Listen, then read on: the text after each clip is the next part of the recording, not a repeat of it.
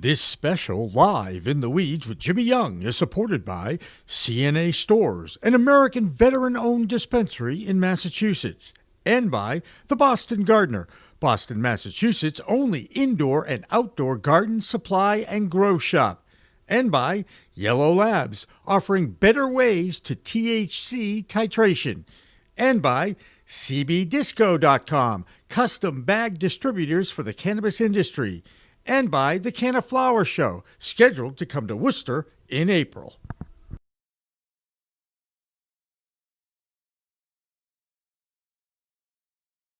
It's a special edition, a live edition of In the Weeds with Jimmy Young this Wednesday night at 7 o'clock Eastern Time. I am Jimmy Young, the founder of Pro Cannabis Media, and we're so proud to have a great jam-packed show for you. Supposed to be live from the Summit Lounge in Worcester, you know, Massachusetts' only cannabis social club that's legal. I am in front of a virtual set. There's no one here. Okay, because it doesn't exist, right? We all know how virtual sets work, and that is what the Summit Lounge will look like on March 1st when we try and do this again in person, on location, the way it was supposed to be done until Mother Nature decided to throw another blanket of snow on the New England area. Hopefully wherever you are watching this, you are inside, comfortable, warm, and cozy, and perhaps imbibing in one of our favorite little things around here called cannabis. It's okay. Joining me right off the top, we're waiting, by the way, we're waiting for a few people to come in, and that was like timed perfectly, I just want to say. Alaina Pinto is with us, and Shari Berman is with us, and now Eric Martin is with us. Hey, Eric. Hey, sorry. How you guys doing? You're right on time, man. You know, I was about to say you have to go out and run a lap around your house now because you were a little late, but you came on just when you were supposed to. I actually did run a lap around to get to this spot. All right. Well, I'm glad you're there, and we so appreciate it. When you get a chance, are you on your phone by any chance? Yes, that's what I'm using. Yes. Can you turn it horizontal so you fill up that whole screen? Oh, better. Hang on. Let's see if it'll happen. Is it locked by any chance, Eric?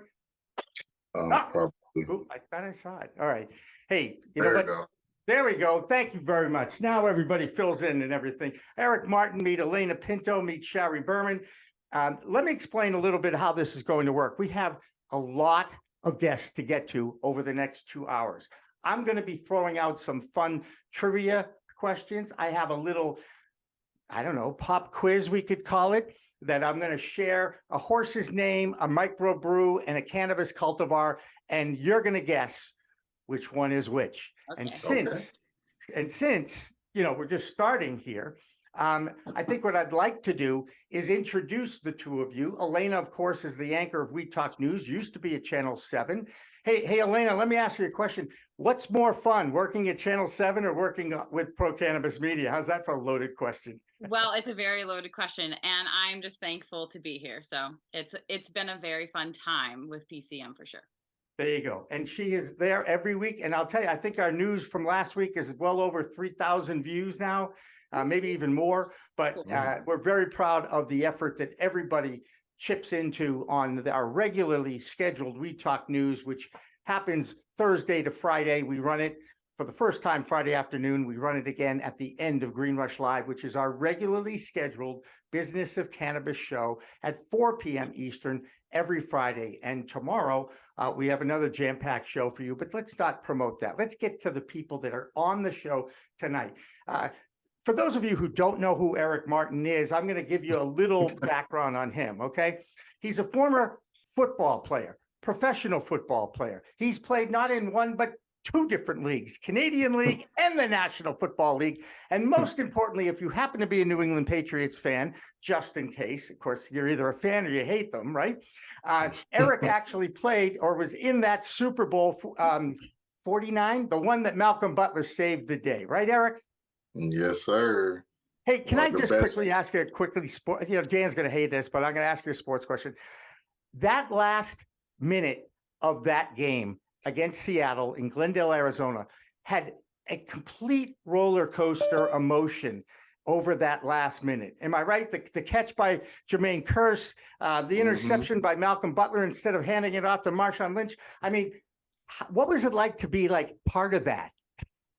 Oh man, it was unbelievable. I mean, I still can't believe, even though I watch all the replays and stuff, I still can't believe I'm a part of it.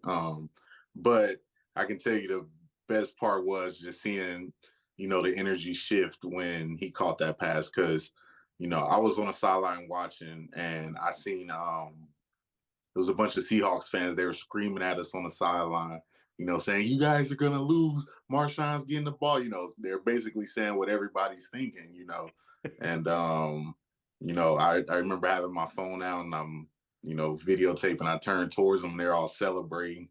And then the pick happened. And then I turned back around and I mean, their faces are just, it was like the cartoons and you see their face drop. It was devastating, but it was such an amazing play. It was the greatest play in history.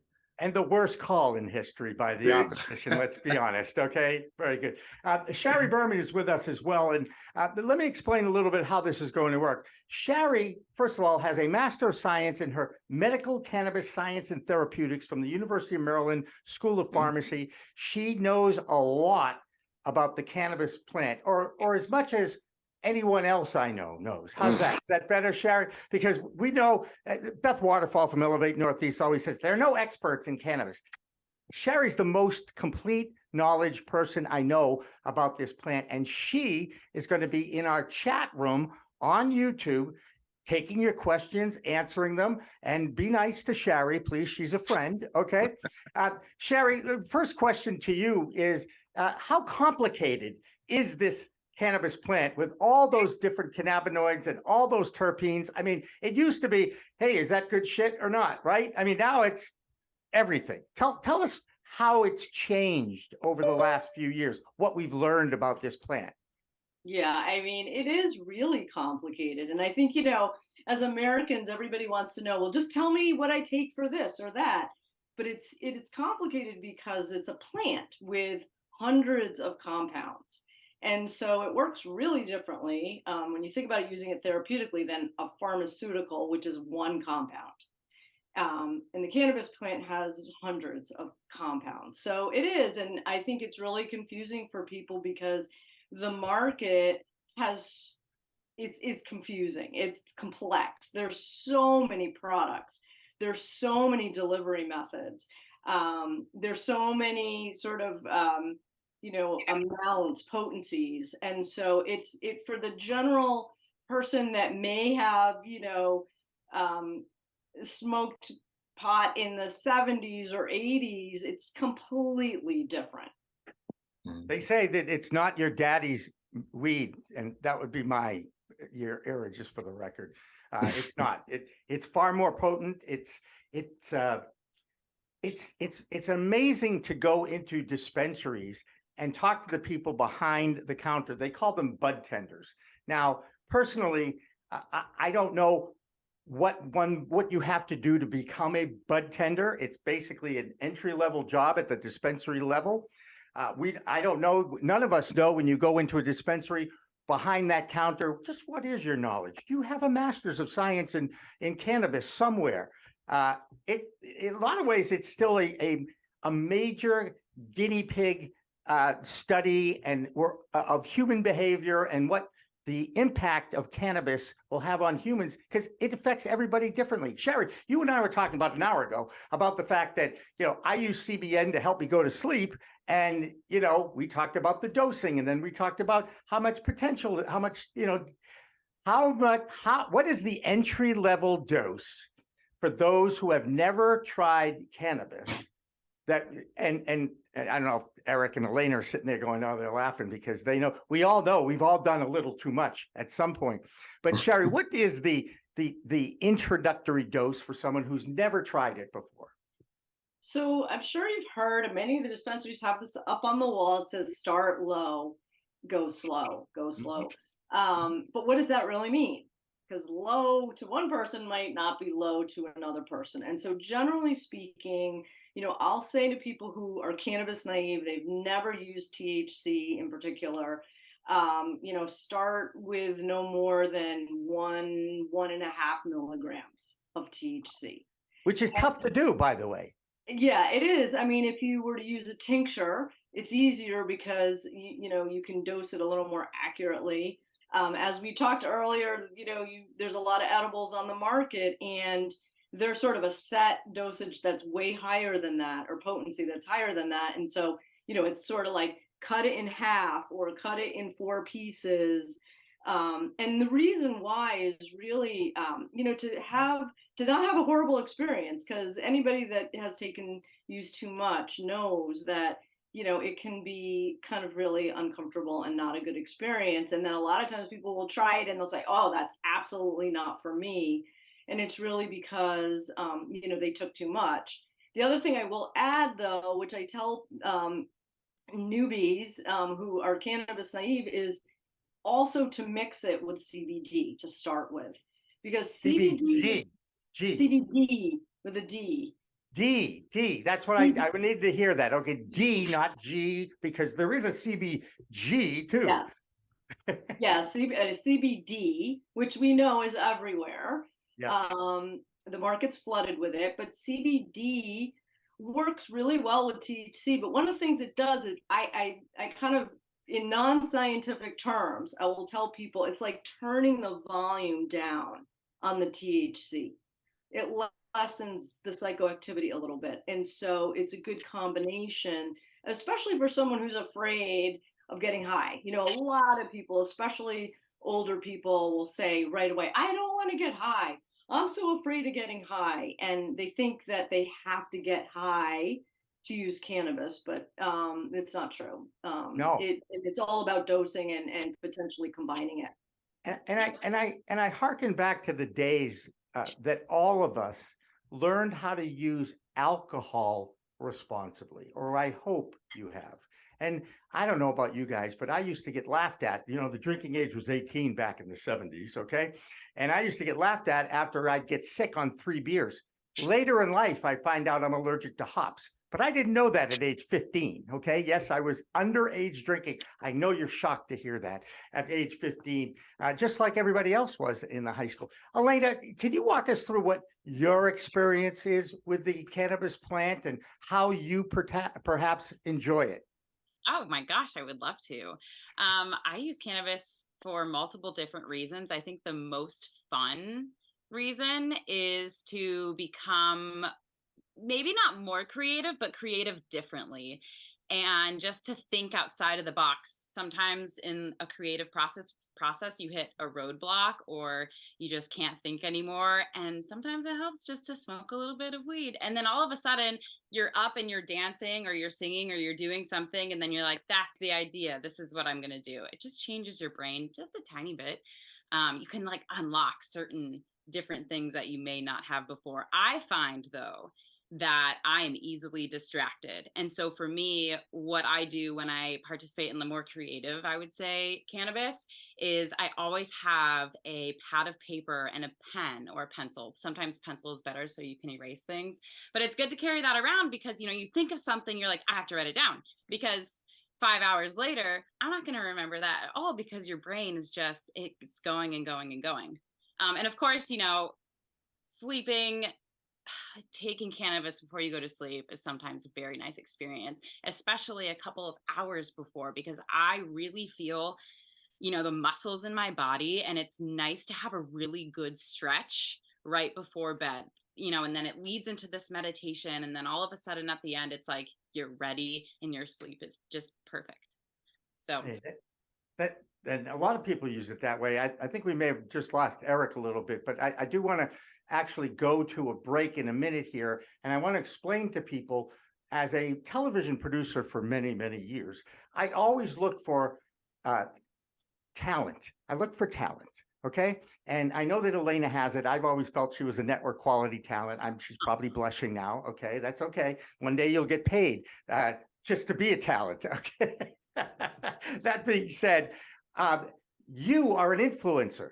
right? You are involved with social media. You have followers. And one of the things you got to do was go to a dispensary named Gage, right?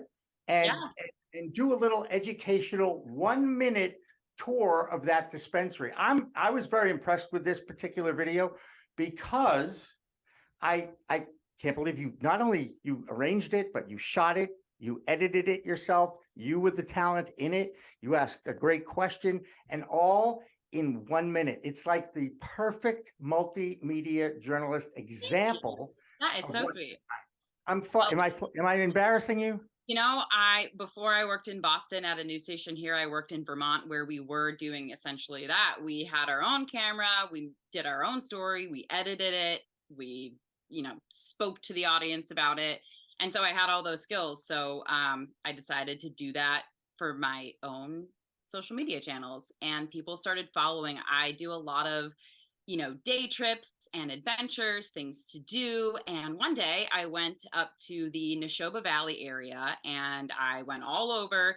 We did we went to a beautiful cafe in Harvard, and I can't remember the name. It's also a general store, and a scene from Little Woman was filmed there. I'm so sad I'm blanking on it, but it's somewhere in Harvard. I'm sure if you look up coffee, you will find it. Anyway, so we started there. We went to the ski resort that's up in that area. And then finally we ended the day picking up some cannabis from Gage. But at Gage, I sort of made this connection with the people there that were so nice. And they reached out to me to do a thing with them. And I'm like, absolutely, I'm going back to Gage to do a thing with them. And so essentially, we were highlighting the best component of their dispensary up there, which is the terpene, researching counter. I can't remember the exact name. Aroma bar. That's what they call it.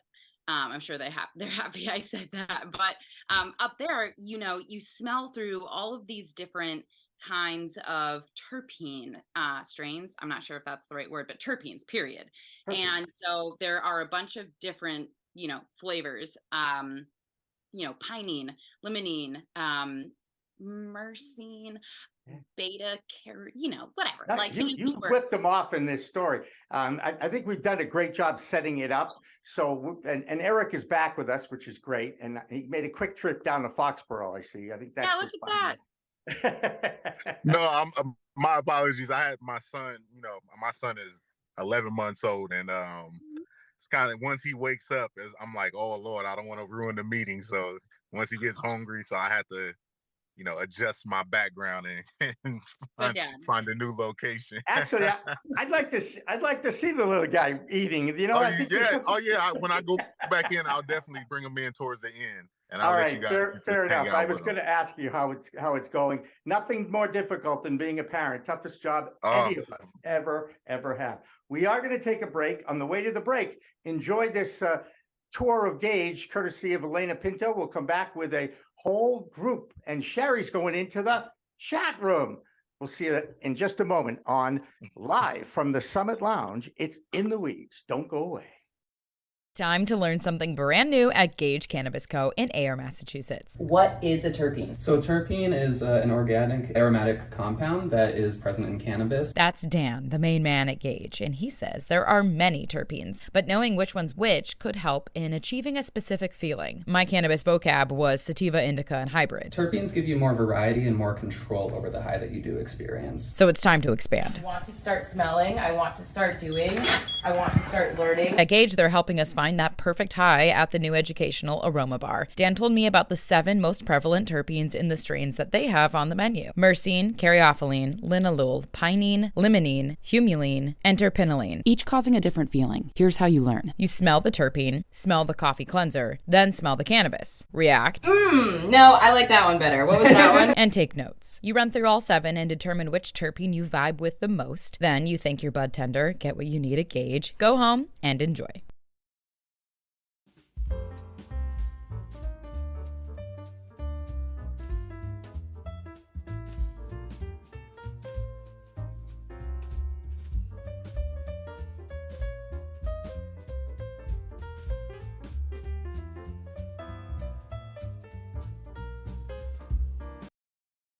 Live from the Summit Lounge is supported by CNA Stores in Massachusetts, a veteran-owned and family-operated dispensary in Amesbury and Haverhill. It has the best selection in the state and a dedication to the community north of Boston. In the Weeds live special is supported by Yellow Labs, raising expectations for performance from THC-infused oral sprays of 3 milligrams delivered under your tongue and made by Berkshire Roots with 2 locations in Pittsfield and in East Boston. In the Weeds, live from the Summit Lounge, is supported by Boston Gardener in Nubian Square, Boston's only organic gardening and hydroponic supply store. Let them help you grow.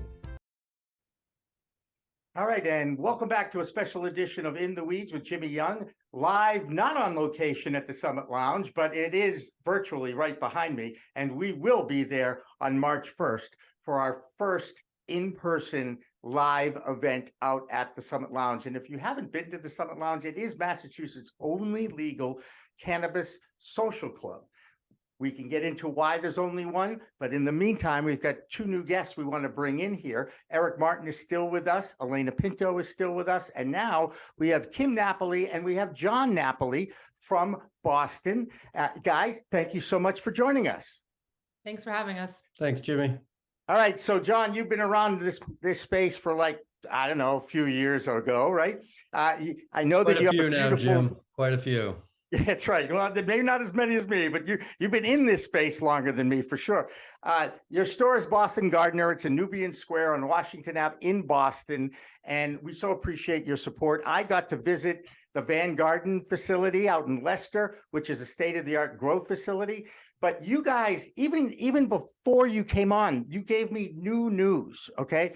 You got a host community agreement for Boston, which means you're ready to actually start to develop a place to go, right? That's right. Yeah. Retail store for adult use. Yeah. That's it. I get it. Yeah. And how long have you been waiting in line, let's just say, for the host community agreement? So it's actually not been very long that we've been waiting in line for the HCA. It's more just the process of getting to the meeting, right? Like filing the necessary applications and getting the funding and going through the motions. Fortunately, the process in Boston has gotten a lot smoother since it started, thankfully. Yeah. And you guys were there when it started too. So, I mean, you can at least compare back a few years back. And, oh, wait, let's do a quick trivia question here for the group. Since we're talking about that first day, opening day, November 20th, 2018, in Leicester at Cultivate, who was the first adult to buy legal cannabis in the state of Massachusetts? Does I anybody don't know. know? It did not occur in I know. Leicester. It wasn't in It Leicester. occurred in Northampton. Wasn't it Steve Mandilli? Thank you very much, Eric Martin. You go to the head of the class. Yes, it was Stephen Mandilli. And maybe, excuse me, I just John, happen to have inside information on that. I was going to say, no. Hey, and John, you may be right because timing Well, wise, Kim was there. I don't know. You know what? I don't know. You It got to was- ask her. She it was was in literally- Northampton at 4 in the morning or whatever. Like, Yes, it was. they weren't supposed to sell it at 4 a.m. I don't know what No, happened. No, we Mayor Narkowitz.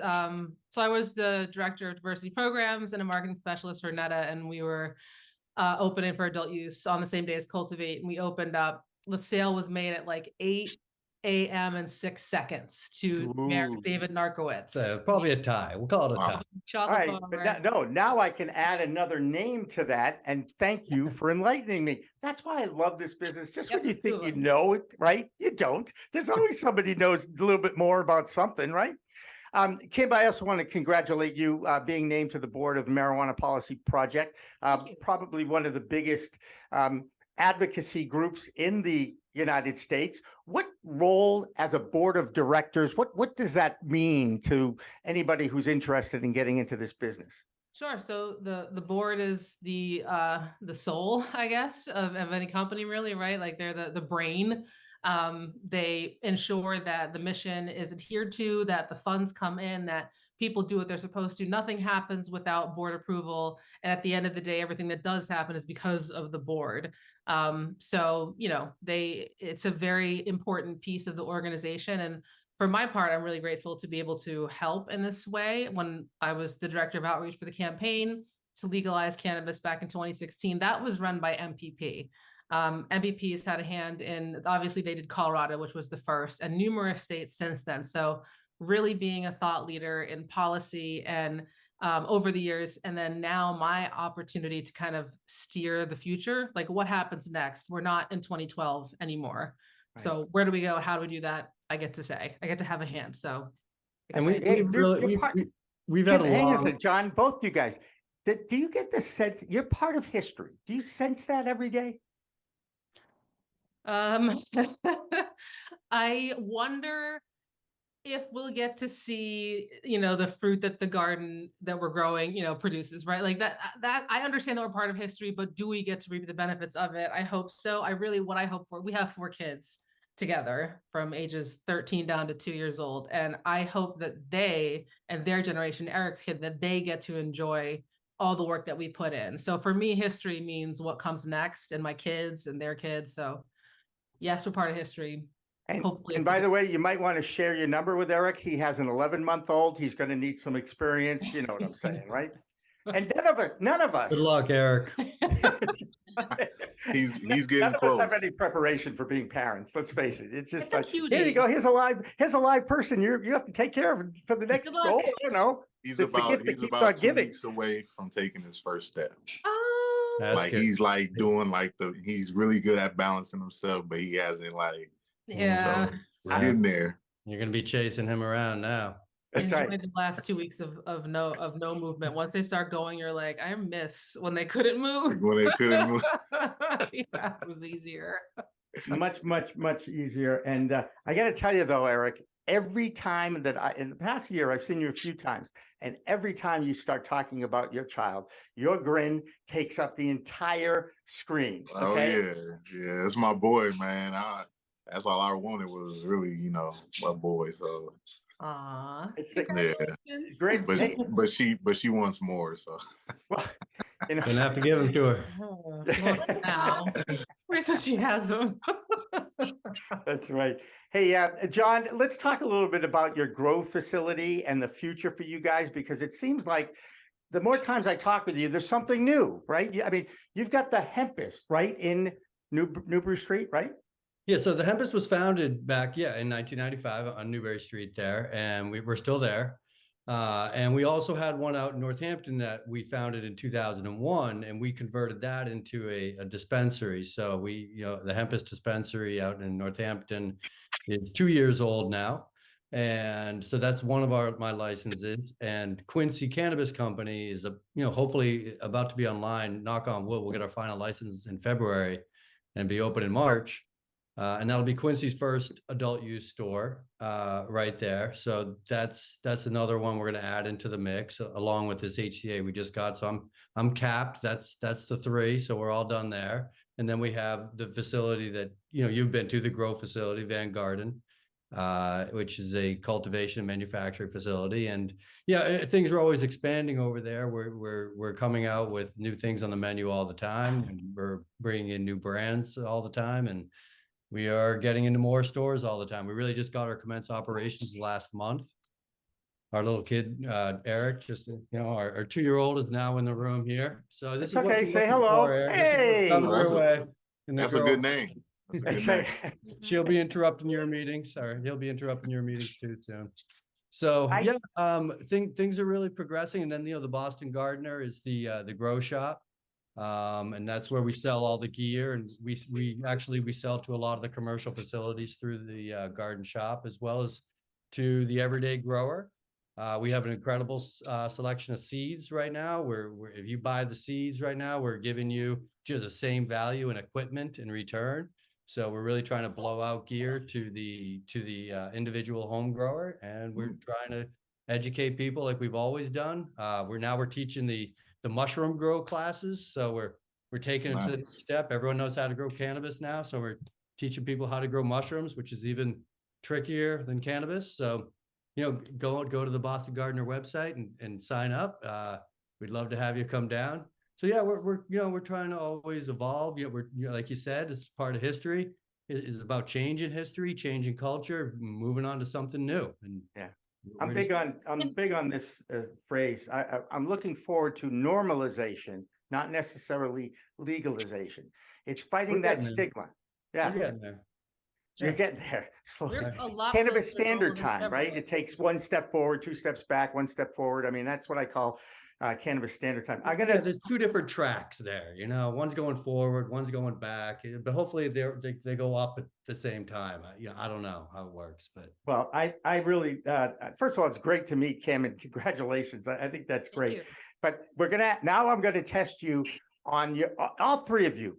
Okay, I'm gonna go around. We'll do this. I'm gonna give you three names. One is going to be the name of a horse. One is going to be the name of a microbrew, and one is going to be the name of a cannabis cultivar, a strain. Okay, and I want to see if you guys can actually pick these out. Now, this is Why Kick a Moo Cow, Horny Devil, Crouching Tiger, Hidden Alien. Anything sound familiar in there? I would say Hidden Alien's the strain, the cultivar. Very good. I knew you'd get Same Horny old. Devil. That's it. I'm out. Wait, Why Kick a Moo Cow is what was the other one? Why Kick a Moo Cow and Horny Devil. Horny Devil is Or the Devil's big the Horny- microbrew. Yeah. Oh, that was too easy, huh? Yeah, come on, Jimmy. You guys nailed that. That was Come on. impressive. That was Harder really than you impressive. think. All right, I'll do one more. One more, since you guys Okay. did so well. All right. Against the Grain, Two in the Pink, Cat Piss. Cat Cat piss piss is is the the Cat piss is cultivar. We've had that. You've Against had the cat grain is piss. true. You bringing out my competitive side. Yeah, seriously. Sometimes do you guys think it smells like that? It Oh yeah, does. definitely. Yeah. It Why, does. Against the Grain, That one is stanky. I'm gonna say that's the microbrew. Against the Grain is the microbrew. Very good. And Two in the Park is, Grain. you know what? You guys know too much about this stuff, We do. okay? Top. Yeah, she not I've even spoken looking to at. other people today on both those questions, and you guys just nailed them both. So She answering the question. She not even looking in the camera. She was like, yeah. no. It is great. Hey guys, the whole point of this was to get as many people on as possible. So I really want to thank John and Kim Napoli for coming on today. Again, Boston Gardener in Boston on Washington Street, and Kim will watch you on the Marijuana Policy Project Board, and we wish you good luck with influencing the mess that is in Washington, D.C. these I days. appreciate Okay? that. Thank you so much. Anyone wants to donate to the policy efforts of MPP, please don't hesitate to reach out. We would love to have your support. Absolutely. All right, you guys, thank you very much. We're going to take another break. We're going to bring in more people after that. Don't go away. Live, sort of, in the weeds from sort of the Summit Lounge continues after this. In the Weeds, live from the Summit Lounge, is supported by Boston Gardener in Nubian Square, Boston's only organic gardening and hydroponic supply store. Let them help you grow. In the Weeds live special is supported by Yellow Labs, raising expectations for performance from THC-infused oral sprays of 3 milligrams delivered under your tongue and made by Berkshire Roots with 2 locations in Pittsfield and in East Boston. Live from the Summit Lounge is supported by CNA Stores in Massachusetts, a veteran-owned and family-operated dispensary in Amesbury and Haverhill. It has the best selection in the state and a dedication to the community north of Boston.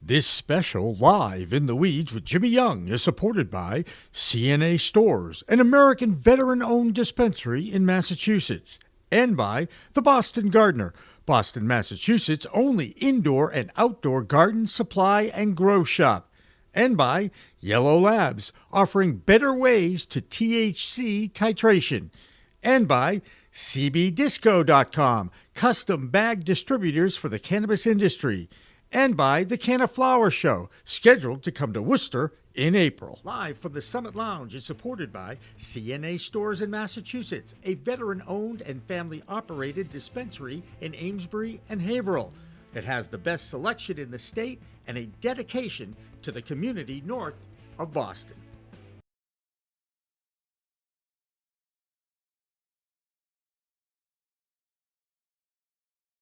Not from the Summit Lounge, but kind of at the Summit Lounge. I'm Jimmy Young, the founder of Pro Cannabis Media. I'm so happy to have Alaina, Pinto, and Eric Martin alongside. And who do we go? There's my stepdaughter. Hi, stepdaughter. There we go. And we're waiting for Ander Wensberg to finally sit in front of the camera. There he is. Well, sort of without a head. There we go. All right. That's Ander Wensberg. Hey, Ander, you are the founder and CEO of this product. I'm holding it. Okay. This is what we get to do when we host the show. It's the Yellow Labs Mist. And this little product is absolutely the best product that I have ever tried, because I've been looking for something that didn't have the effects of an edible, and still was very similar, fast acting, to as if you stepped outside and smoked a little joint. This one goes under your tongue. It's 3 milligrams of THC. Ander, how did you come up with this product? Well, Jimmy, thanks for having me. It's always great to talk to you and meet interesting new people. No, I had a friend relationship with a group with pharmaceutical goals for a certain, mouth spray, and I met with them, and we decided this would work in the cannabis space as well. So that's where I got the availability of a technology doesn't exist anywhere that's specifically designed to send THC through the skin or the lining in your mouth. And it's very fast, it's very discreet, and we call it fast like flower, easy like gummies, because it'll last like a gummy, but it's very precise. It's got a very precise microdose to it. It's 3 milligrams of spray. Right. It's liquid.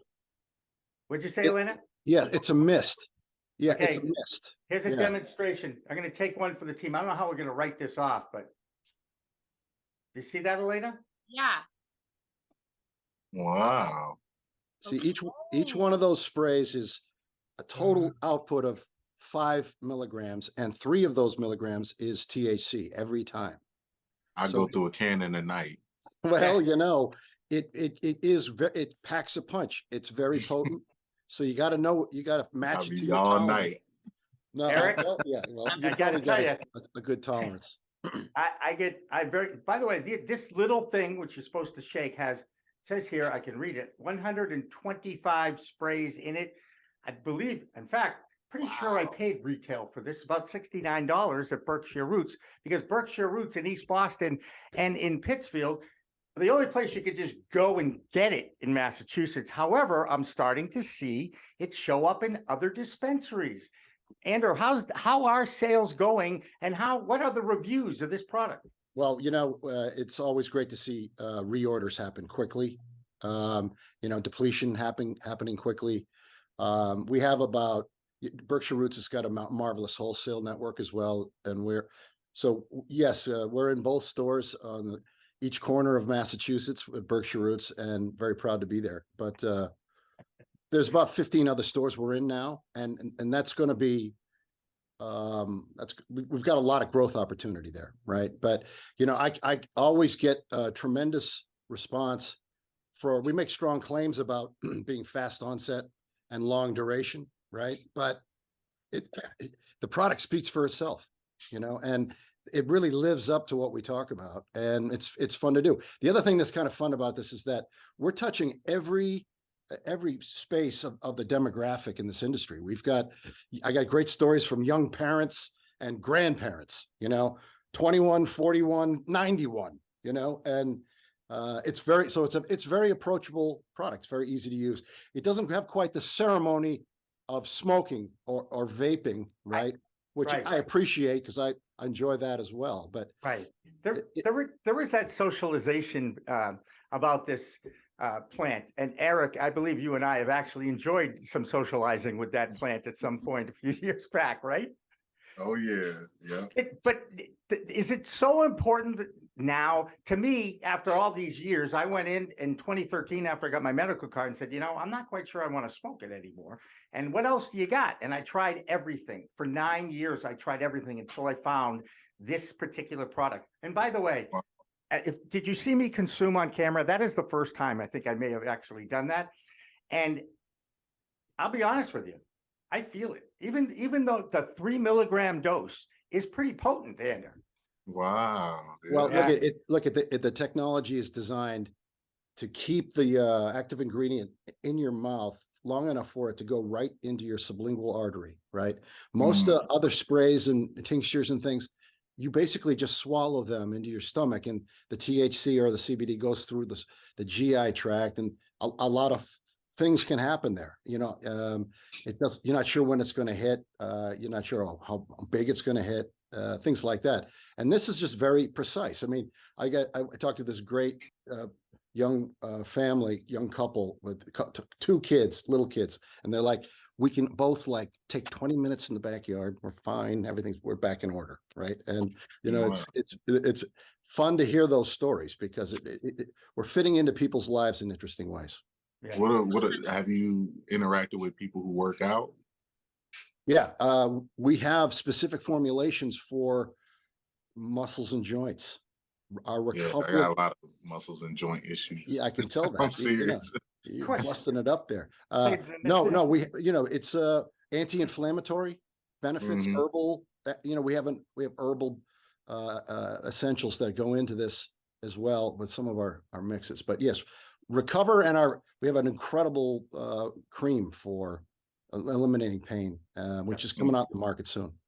And just for the record, this one is the Focus Mist. And trust me, I could down this whole thing and I'd still lose focus. Okay. What are the other options besides Focus?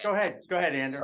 Focus. We have Relax, and we have Recover, and we have what else do we have? What's the other one? Relax, Focus, Surprise. Come on, Andrew. It's all right. We'll get it, and you can tell us in the chat room if you want. Yeah. Yes. Sorry about that. No, that's all right. Don't worry. It's all good. It's all good. It happens to the best of us, man. Hey, I'm an old man. What can I say? That's right. And that's another reason why I like these sprays a lot too. We do have somebody else in the waiting room. So, Andrew, I'm going to say thank you for your support. Thank you to Berkshire Roots for their support. Where can we get these? And more importantly, I know these other 2 people would love to try your product at some point. Am I right? Do you have bigger ones, or is that the only size? All right. By the way, the other version is Energy. Okay? Energy is our most popular version. Sorry about that. Yes, I don't need more energy. That's a very good question. We are actually going to be bringing in a lower potency for some folks, and also a bigger potency. More to follow on that. But yes, the answer is yes. When you say more, are you talking a 5 milligram spritz or more? No, I'm talking about 500 to 1,000 milligrams in a unit. Okay. Wow. And we'll probably do a bigger output spray. So it'll probably be 10 milligrams of spray. Gotcha. Right. And I got to tell you, I usually do 9 milligrams, unless I really want to relax a little bit. And then I'll take the 4th one and get to 12 milligrams. And I got to tell you, it lasts 5 or 6 hours, people. Okay. It's fast acting and it stays with you. It's really an amazing product. And Andrew knows how passionate I am about this. But please, Alaina, go to betterwaystothc.com. That's our website.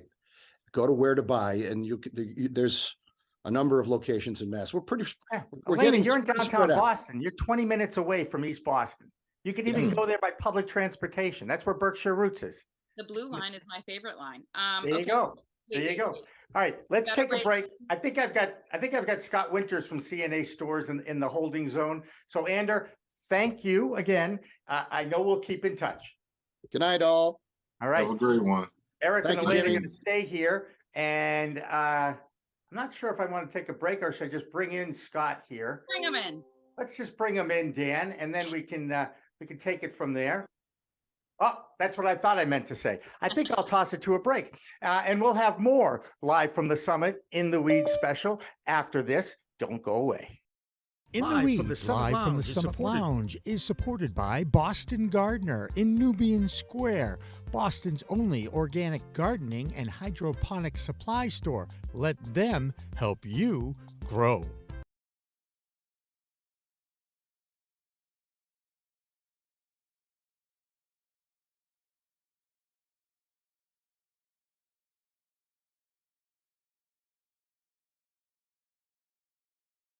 In the Weeds live special is supported by Yellow Labs, raising expectations for performance from THC-infused oral sprays of 3 milligrams delivered under your tongue and made by Berkshire Roots with 2 locations in Pittsfield and in East Boston.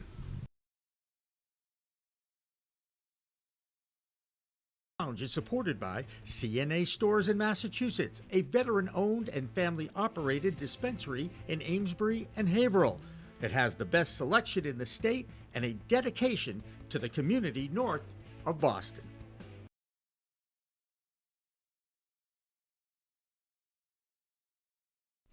This special Live in the Weeds with Jimmy Young is supported by CNA Stores, an American veteran-owned dispensary in Massachusetts, and by the Boston Gardener, Boston, Massachusetts' only indoor and outdoor garden supply and grow shop, and by Yellow Labs, offering better ways to THC titration, and by CBDisco.com, custom bag distributors for the cannabis industry, and by the Canna Flower Show, scheduled to come to Worcester in April.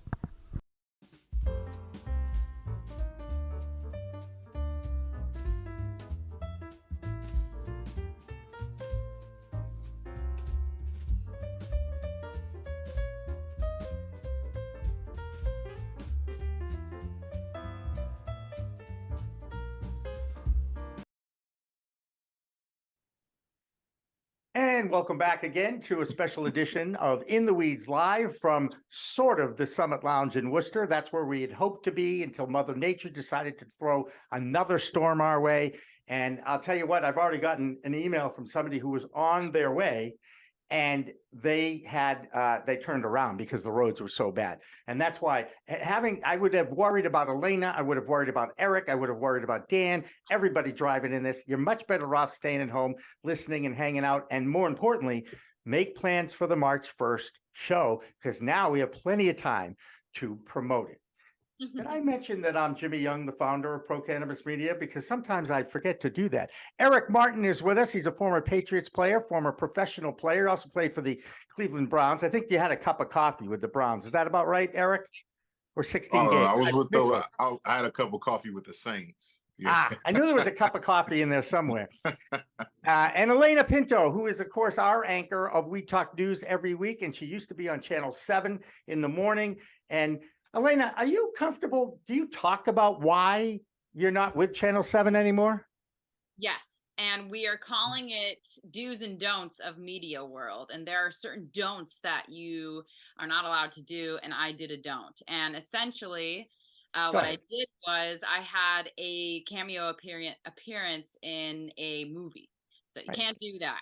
You have to ask permission in advance. And I did not. But it is okay. The grass is greener. I think we say that a lot, and I don't mean that pun intended for real. No. This is my volunteer job, or even tiny job. But it's, your talent is priceless. I couldn't afford it. I love this because every Thursday I turn on my laptop, I get the script that Tori sends. Tori Chamberlain, she's a producer. She writes almost every week, and if she can't, Jimmy writes the whole script. And you know what? I learn so much about what is going on in our country and other countries when it comes to cannabis. And it is really cool. And I'm like, what? That happened? Oh my gosh, this is going on in Illinois? That's cool. So it's fun for me. Absolutely. And I'll tell you, speaking of fun, there's a fun guy that's part of the cannabis scene north of Boston in Amesbury and Haverhill. His name is Scott Winters. He's involved with CNA Stores, which is an American veteran-owned, family-run dispensary operation. And Scott, thank you so much for everything that you do for your community and for me too. I'll be perfectly honest with you. I thank you for that. CNA, it's a great team. Speaking of great team, so I've been watching the show all night, and I've learned an incredible amount. Before this show came on, you had Grant and Steve Mandilli running, and that was a wonderful piece. And this has been great. So Appreciate it. Talk about, Scott, talk about the differentiator about CNA Stores, because when you start in with this, you go on and on and on. And I know that one of the initiatives is this, you actually shovel or snowblow senior homes and people that can't do that on the North Shore. And you've been doing that for a couple of years, right? Yeah. So we do what we call the Snow Angel Project. I think every community calls it the Snow Angel Project, to be honest. It's funny, you start Googling that and you get all these different ones, but we do that here in Amesbury and in Haverhill. In Amesbury, it's run through the senior center, so it's all seniors and of an income bracket that can't afford a plow guy, right? And they want to stay in their home, and there ain't nothing wrong with any of that. So we go out and dig. We have a list, and we make a route and we follow that route every snowstorm. This has been an easy year, and I'm not complaining. Haverhill, we do senior housing and veteran housing. So we do a lot of support for an organization called VNOC, Veterans Northeast Outreach Center, based out of Haverhill for the last 35 years. They have some veteran housing. Their mission is to end veteran homelessness. So they've been working at it pretty good, 35 years. So we're honored to be a part of that as well. Yeah. And what is it about CNA Stores that makes it so special, and why I think it's truly a destination dispensary? Because I know the answer to this, and I think you do too. I appreciate that. I guess, I talk to a lot of folks in the industry, and we all start the conversation differently. We all, some folks are talking about how much their investors, and I'm not taking away from anybody's thing. I'm not, but everybody has their, I was in a legacy market for forever and I got busted, and I'm the, this guy, and, everybody's got their perspective, and we just come at it from, I always tell people, we're veteran owned and led, but that's not a tagline. We 20% of the folks are vets. I'm not one of them. But I still have this built to serve type of mentality. And it's, community advocacy work and helping out your neighbors is not a new thing. And in New England, business wise, those are the ones that succeed, are the ones that are helpful in their community, right? And so it just makes sense. It's who we are at the core, and it just makes good business sense, and it helps legitimize what we're doing. Right. Hey, I'm going to tell you what's really legitimate. Do you have 74 different strains in your dispensary? Yeah, curated strains. So we're not just, we are very cautious about who we bring in.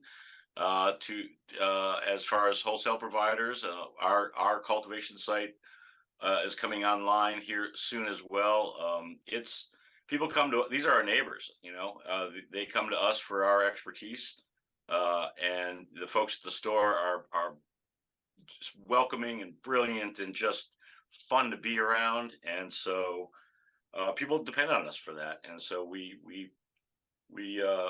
like to give them a selection, and then we have the deli as well, which is explain the deli, because I didn't understand it the first time. So the deli is the canna bar.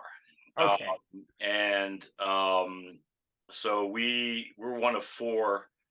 We've been doing it for about 2 years now, where we actually have a walk-up bar, where we have about 8 to 18 strains, depending on what's in season.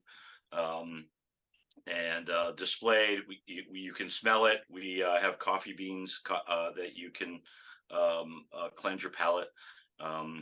veteran roasted coffee beans at that, Wise House Coffee out of Amesbury, and purchased by the gram, half gram, quarter gram, whatever the deli scale will weigh, and we weigh that right in front of you and fall in love with your buds and take them home. We don't white label that product. We brand accordingly to what you've selected. So if you got a cloud cover product, then we have a lot of producers. But if that's the product you got, that's what you on that Calyx container. It's their logo on a white label, so you remember who they are. They spent years trying to break into this industry and all of this to go through it. We're not trying to take that credit, and our cultivation site's coming online. So these are partners. And when we started doing that, first of all, more people wanted to give us bulk, because at first nobody wanted to give us bulk because it wasn't branded. So we branded for them. Our little containers have their brand on it as well, with the strain and the percentage and all that. And it also increased the quality of what they were giving us. So it's worked out pretty good. So we like our communities a lot. We do a lot of work. We love the places where we live and work, and we love our cannabis. We are consumers. Absolutely. Now we're going to test your cannabis, beer, and horse knowledge. I'm sure you've watched, so you say horse? Did you say horses? Okay, all right. Horse's name, microbrew name, cannabis cultivar name. Okay, you ready? Yep. Gluteus maximus, unicorn poop, funky butter morning wood. Funky butter morning wood is horse. Gluteus maximus was the beer. And the other one was the cannabis strain. By the way, everybody gets the cannabis strain. I just want to say Did I follow the other two? I did. No, you did not. You got them mixed up. Unicorn poop is the cannabis strain. Yes. Gluteus maximus is a horse. Oh, yeah, I did know that. Yeah, I saw. You did not know that. When I said it, I was like, did know Gluteus maximus was a horse. Did you bet on that horse, Eric? A lot of people bet on him. And Funky Buddha Morning Wood is a microbrew. It's a beer. So this is, everybody likes this little thing that we do, and I think we're enjoying it. Before you go, Scott, I'm going to go to Alaina and I'm going to go to Eric, and I want them to tell us what their favorite strain is. Do you have a favorite strain, Alaina? And by the way, you know what Cheech Marin said when he was asked that question? The free one.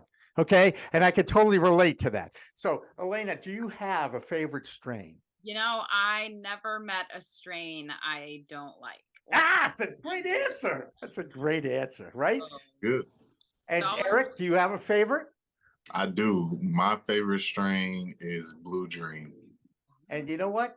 Blue Dream was the first strain that I bought legally in California a few years back when I was visiting out there, and they came to the door. This was before adult use was actually voted in, and the caretaking, if you will, was actually doing really well in California till they all needed a little bit more of this and screwed up the whole thing. Scott, do you have a favorite strain?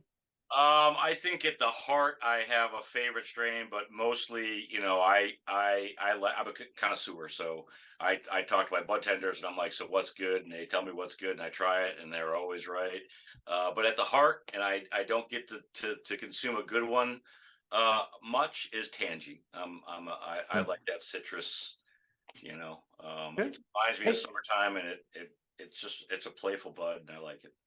Love that. And we love CNA stores and really appreciate your support and coming on tonight. And we got more guests coming on. In fact, we're going to be going across the country and back again, because we're going to go live from Humboldt County with our friends Wendy and James, and then come back and talk to Gary George in New York City. But Scott Roberts, CNA stores, Amesbury, Haverhill, soon in Boston, right? Soon in Boston, soon in Dorchester, right by the JFK terminal, Von Hilleren Road. Oh, yeah, I know what that is. All right. We're going to take another break, come back on the other side. Scott Winters, thank you so much. Alaina and Eric are going to stick around. We'll have more of In the Weeds special live from Not the Summit Lounge after this. Don't go away. It's a whole perverse paradigm that feeds destruction and inappropriate power dynamics, because we don't understand that we're animals and belong in nature and should be, you know, having sovereignty and self-sufficiency and things like that. But don't get me started on politics or consciousness or strategy in the movement, because we'll lose the agronomy track and have a whole another interesting and exciting conversation.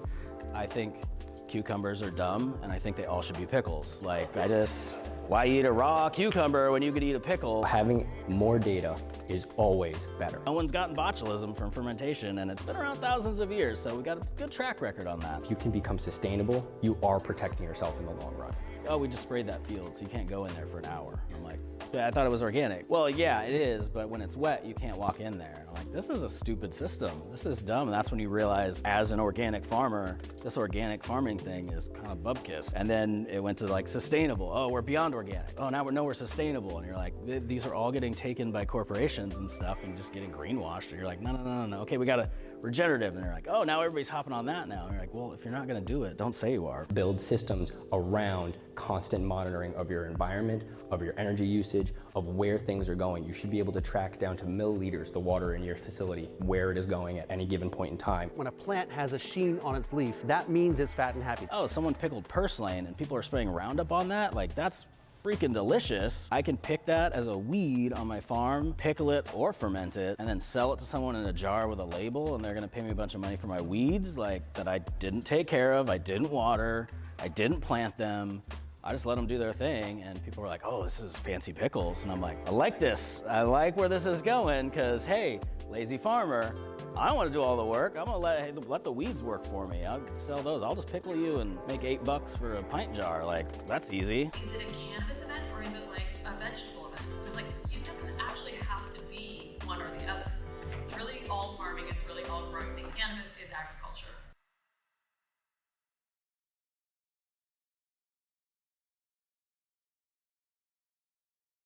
In the Weeds, live from the Summit Lounge, is supported by Boston Gardener in Nubian Square, Boston's only organic gardening and hydroponic supply store. Let them help you grow. In the Weeds live special is supported by Yellow Labs, raising expectations for performance from THC-infused oral sprays of 3 milligrams delivered under your tongue and made by Berkshire Roots, with 2 locations in Pittsfield and in East Boston.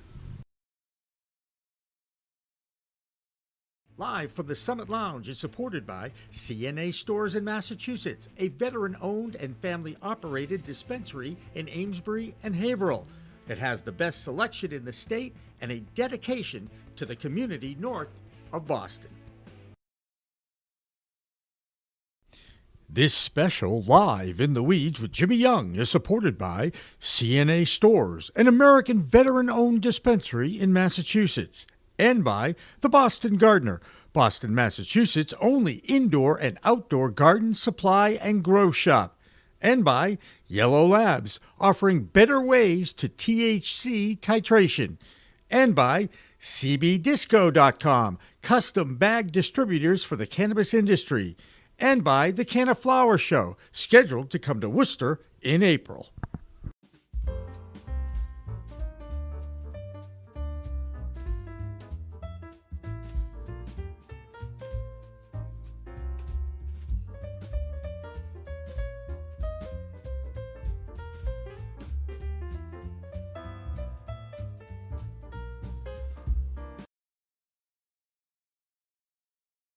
And welcome back to a very special live edition of In the Weeds with Jimmy Young on location.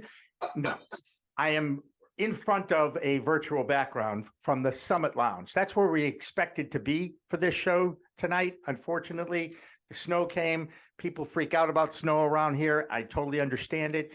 We have postponed it, but we'll be back on March 1st, and that is a Wednesday.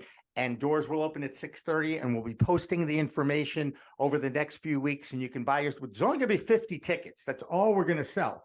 And obviously there's going to be some live audience participation, and that's what we're really looking forward to. I'm also looking forward to talking to two of our favorite people here at Pro Cannabis Media, James Beurer and Wendy Kornberg. Congratulations, guys, on your upcoming nuptials. And they join us from Humboldt County, the Cannabis Farm. You guys, every time I read what's going on in California with the rains and all the other stuff that goes on when you have too much water, I do think of you. How challenging has it been this year with all that weather in California? I want to say, like, it's beautiful. Can't you tell? No, that's a virtual background. You know, the blessing of Humboldt County is that there are a lot of outdoor farms, so most aren't in operation right now. And, you know, if they're outdoor in the ground like our farm is, there's not really infrastructure. So for the most part, southern Humboldt County has been relatively unscathed, other than, you know, some typical trees going down and roads washing out. But I really feel for the people that are further south and that have infrastructure like greenhouses, because those apparently have not fared extremely well. You know, we've kind of just bootstrapped by hand pulling tarps and things, so we're fine.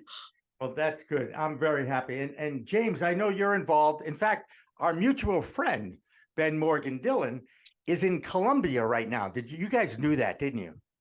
Yeah, I put him in touch. Hopefully they got in touch with some people down there that are from Colombia that came out to the farm this last year.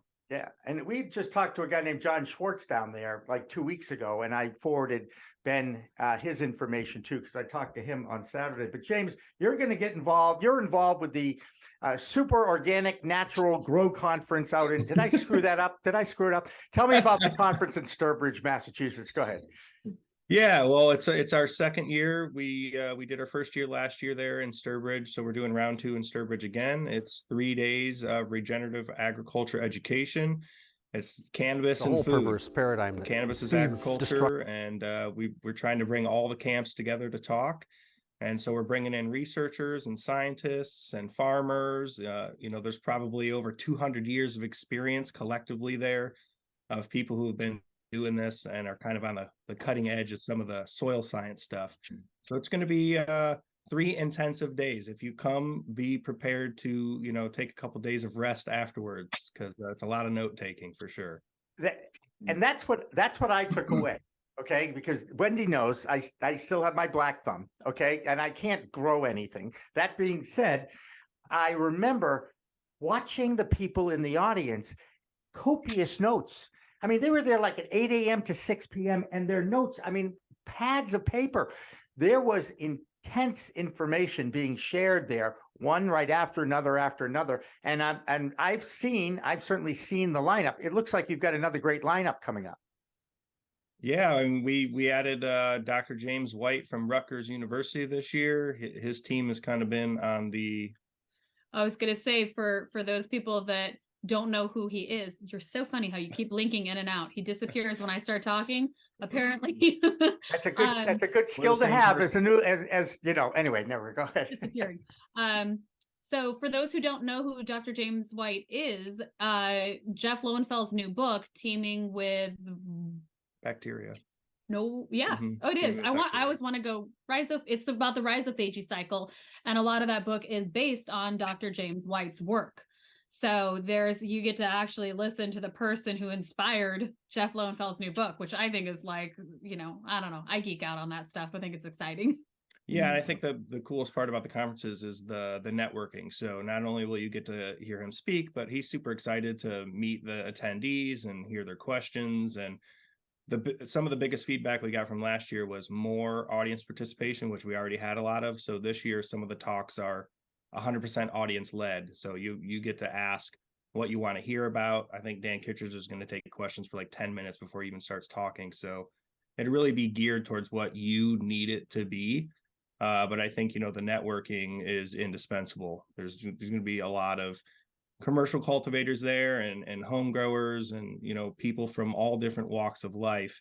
And so you never know what can come of that for sure. I know we made some really great new friends last year, and we're hoping to do the same this year. Jimmy, one of those new friends, you know. Eric, have you ever grown cannabis? You said, have I ever? Yeah, have you ever grown it? Have you ever tried to grow it? I've tried to. I wasn't successful. That's why I have a lot of good friends that do. I'm with you, man. You know, and by the way, you've got a live thing in your life right now that's taking up a lot of your time, right? Your son. Yeah. You know, you don't need another live thing, right? Like a plant. And Alaina, I do have have you a ever lot of tried? house plants. Yeah, Alaina, have you ever tried to grow cannabis? You know, I live on the shady side of the street, so I don't know if my apartment would be conducive to growing a beautiful bud, but my brother has a fantastic setup in his basement and he is growing inside his home and very successful at it. And so that's always something I look forward to when I go home. You know, I get to have a little fun time with my brother, and it's what he grows in his basement. It's like, wow. I remember, none of you people remember the 70s. Okay, so I get it. Okay, but I remember the 70s, and I remember how home grow was always looked down upon. And now, with all the craft growers that are out there, the smaller the grow, it seems like the more potent is the strain. Now, am I being an idiot here, Wendy? Do I know what I'm talking about? Well, so I would say that there's some data out there that actually disproves that, and there's some that holds it up. It's Okay. really more varietal specific, and then your testing lab would be the other caveat. So if you look across the board, like California weed is stronger because our test results are higher, but is that legit, or is there some inflation happening? You know. Okay, you guys, both of you, probably everybody on this call right here knows more about chemistry and weed than I do, for sure. That's a no-brainer. People go into dispensaries and they look at the menu and they see which one has the highest percentage of THC and they buy that. That is not necessarily means it's the most potent strain. Am I right? Yeah, you're 100% right. Yeah. The higher THC doesn't mean you're getting more high. There's a Well, whole lot of other factors involved there. And even just based on numbers, just because you're buying the highest number doesn't mean you're buying the highest Yeah. potency, because again, numbers are you in most states. There is a COA, a certificate of analysis, that a laboratory does. They third-party test your cannabis and they say this is at this percentage. Legally, you have to put that percentage on regardless of what it may or may not be. So, you know, there's some kind of wonkiness in legislation and policy that dictates what that number is. And of course, the labs that have the highest number get the most business because you're selling the most weed. So it all kind of comes back around into some kind of poorly created policy and legislature where they didn't really get what they were legislating. And you know, in lieu of that, that's you're spending more money to probably not get more high, because again, you can't really trust the numbers first. And then secondarily, higher THC does not equate to a more elevated experience. And this has been proven time and again. There was a great study done by University of Colorado, I think in like 2019, where they had people self-assess and they said they calibrated their, or not calibrated, but they looked at their level of inebriation, or I think they called it inebriation, which I didn't really like that term, but whatever. How high they got after smoking a low THC in the 18% range versus one that was in the high THC, like the 24% range. Or maybe it was higher. I don't recall the statistics exactly, but you can look it up and find the information. And there was no, it didn't equate. They did the same thing for concentrate, a 70% versus a 90%. And the people said the 70 hit me the same as the 90. Like I didn't get higher because I had more THC. There was more THC in their bloodstream with blood analysis. So that to me is more important, because if you have cancer and you're trying to fight with high THC, then you might need something that does have that higher level. And knowing that you won't necessarily get as high is maybe a good thing for a patient. But for a recreational user, dude, save your money. Buy 2/8 instead of 1/8 of the 18% instead of the 38%, and enjoy yourself for twice as long. Yeah, and a lot of this is, it's 100%. It goes to education of the consumer and of the people who have been using cannabis for decades, because this research wasn't able to be done out in the light of day. And now that it is, we can kind of put some of these things to rest. And it really, like Wendy said, if there's a medical efficacy behind it, great. But beyond that, you should be looking at, what does it do for you in the experience? And there's a lot of heads who've been around for a long time that'll tell you it's something at like 16, 17% THC that's more balanced and has a good terpene profile. It'll knock you out. Yeah, that's right. Hey, I really appreciate you guys sharing your knowledge. I'm never, ever, ever sad to talk with you because I really learn something all the time. Do you cringe when you hear some of the state legislators looking at limiting THC content in? You guys are smiling. Of course you are, right? Because it just shows their ignorance. Am I right? Well, it goes beyond just limiting in an individual product. They're trying to limit how much you can buy in a given period of time, which is severely limiting a patient's ability to medicate themselves, which they weren't doing that. They don't do it for almost any medication. They certainly didn't do it for opiates until very recently. And that's only because they're getting their hands smacked so hard over it. And so many people have died. Well, the fact that, cannabis is extremely safe to use, and then they're going to put this restriction on patients, it seems really, really gross and unethical. And I hold a rather controversial view on this one. Limiting the amount you can buy, I think it's a terrible tactic for all the reasons James just said. But putting a cap on THC, especially in the form of flower, I'm almost a proponent. Because honestly, again, we have elevated levels. There's lawsuits in California right now against brands for having inflated test levels on their packaging. But again, it's not their fault. They legally had to put on whatever the lab gave back. So if we have a cap on it that says you can't sell more than a 28% THC flower, guess what? We have more legitimacy and more honesty in the industry because people aren't inflating those numbers anymore. I don't think it should be on the label, period. Well, right, because that's more of a pharmaceutical thing again. And you also have people that now are going to try more 18% and realize that they have a broader experience when they have something that is more balanced in terpenes and cannabinoids. And by that, I don't mean like balanced across the board, but it is James is like, I can't figure out where I'm supposed to be to make him not disappear. Couple of years in, you'll want him to disappear. Totally. So balanced in the terms of like a closer ratio, like 18% cannabinoids to 2% terpenes rather than 38% cannabinoids and 0.5% terpenes. I think that, what is now being challenged as being called what we call the entourage effect. And now for some reason, we don't like that term.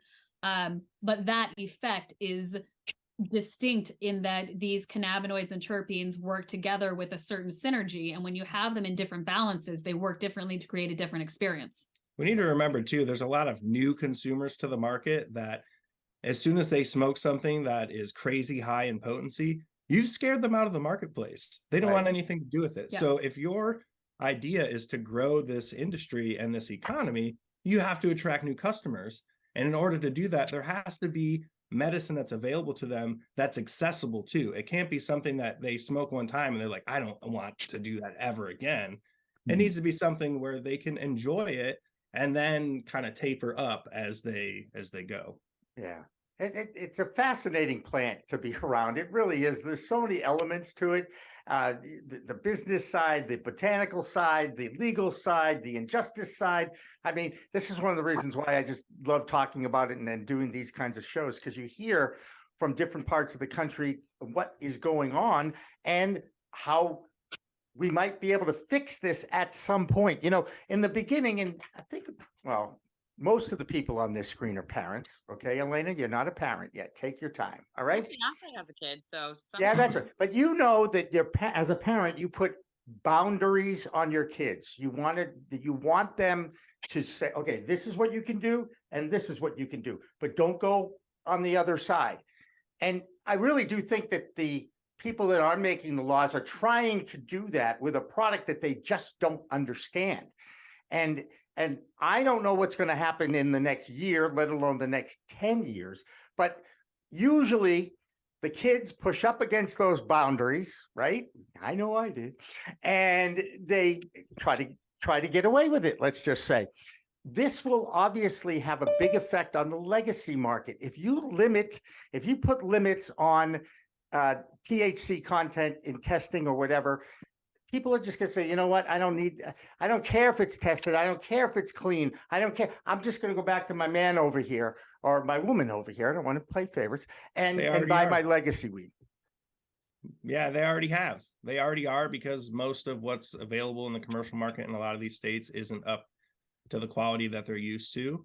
And there is, in some cases, overregulation that makes things too difficult for operators to operate in a way that makes sense, because things are so tight, and it makes it hard to get quality into the market and keep it there and store it properly. There's a lot of things that go into that. But I think, to Wendy's point, the more education that happens and the more people experience this wider breadth of what cannabis is and can be, then the question of how high the THC is really becomes one that no one's even asking anymore, because it's a different conversation. Right. Very cool. Hey, speaking of different conversations, how do people get tickets to your super duper organic natural conference in Sturbridge? Organiccultivators.net. There you go. All the information's there. Yeah, I could find a speaker or a sponsor. They all have codes for a percentage off. So yeah. There you go. Oh, yeah. And there's for people who are who equity recipients, or people who just can't afford to go, who can maybe make the trip or are local to the area, we do have equity and scholarship tickets available. So if you can't go, or you're tight on money, but you can make it, if you can go, whatever, there's a form on the website. So if you look under the all things conference tab, everything's right there. It's kind of hidden. It's down towards the bottom-ish, and there's a little click tab that says, equity and scholar. Oh, is it at the top now? Okay, it's at the top now. Always been there. Oh, well, I couldn't find it. I can't find anything. Well, it's in multiple places, apparently. At the top, maybe at the bottom. Under the all things conference. Under the all things conference tab. All right, Wendy and James from Humboldt County in California. Great to see you. I look forward to seeing you in person in 3D in just a couple of weeks. Yeah. Yep. Right? Oh my God. Cannabis Standard Time. My God, sometimes it flies. All right, we're going to take a break, and when we come back on the other side, one of the most energetic, passionate people that I've ever met in the cannabis industry is Gary George from New York City. The real cannabis entrepreneur joins us after our next break. Don't go away.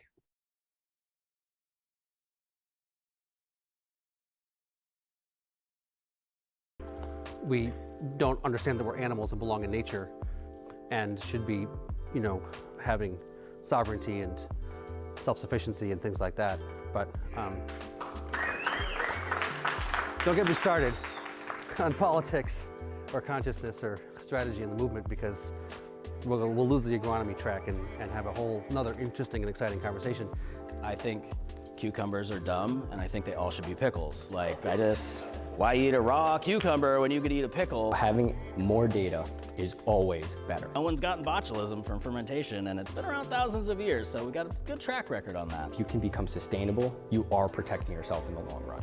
Oh, we just sprayed that field, so you can't go in there for an hour. I'm like, I thought it was organic. Well, yeah, it is, but when it's wet, you can't walk in there. I'm like, this is a stupid system. This is dumb. And that's when you realize, as an organic farmer, this organic farming thing is kind of bubkiss. And then it went to sustainable. Oh, we're beyond organic. Oh, now we're sustainable. And you're like, these are all getting taken by corporations and stuff and just getting greenwashed. And you're like, no. Okay, we got to regenerative. And they're like, oh, now everybody's hopping on that now. And you're like, well, if you're not going to do it, don't say you are. Build systems around constant monitoring of your environment, of your energy usage, of where things are going. You should be able to track down to milliliters the water in your facility, where it is going at any given point in time. When a plant has a sheen on its leaf, that means it's fat and happy. Oh, someone pickled purslane and people are spraying Roundup on that? That's freaking delicious. I can pick that as a weed on my farm, pickle it or ferment it, and then sell it to someone in a jar with a label, and they're gonna pay me a bunch of money for my weeds that I didn't take care of, I didn't water, I didn't plant them.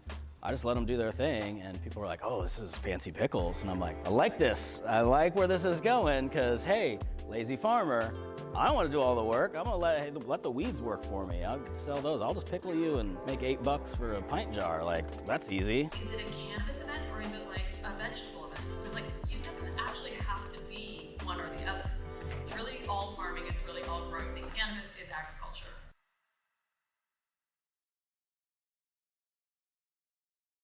In the Weeds, live from the Summit Lounge, is supported by Boston Gardener in Nubian Square, Boston's only organic gardening and hydroponic supply store. Let them help you grow. In the Weeds live special is supported by Yellow Labs, raising expectations for performance from THC-infused oral sprays of 3 milligrams delivered under your tongue and made by Berkshire Roots with 2 locations in Pittsfield and in East Boston.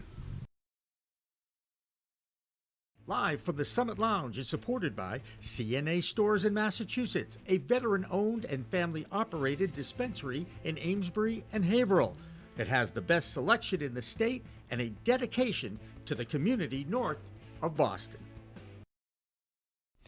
This special Live in the Weeds with Jimmy Young is supported by CNA Stores, an American veteran-owned dispensary in Massachusetts, and by the Boston Gardener, Boston, Massachusetts' only indoor and outdoor garden supply and grow shop, and by Yellow Labs, offering better ways to THC titration, and by CBDisco.com, custom bag distributors for the cannabis industry, and by the Canna Flower Show, scheduled to come to Worcester in April.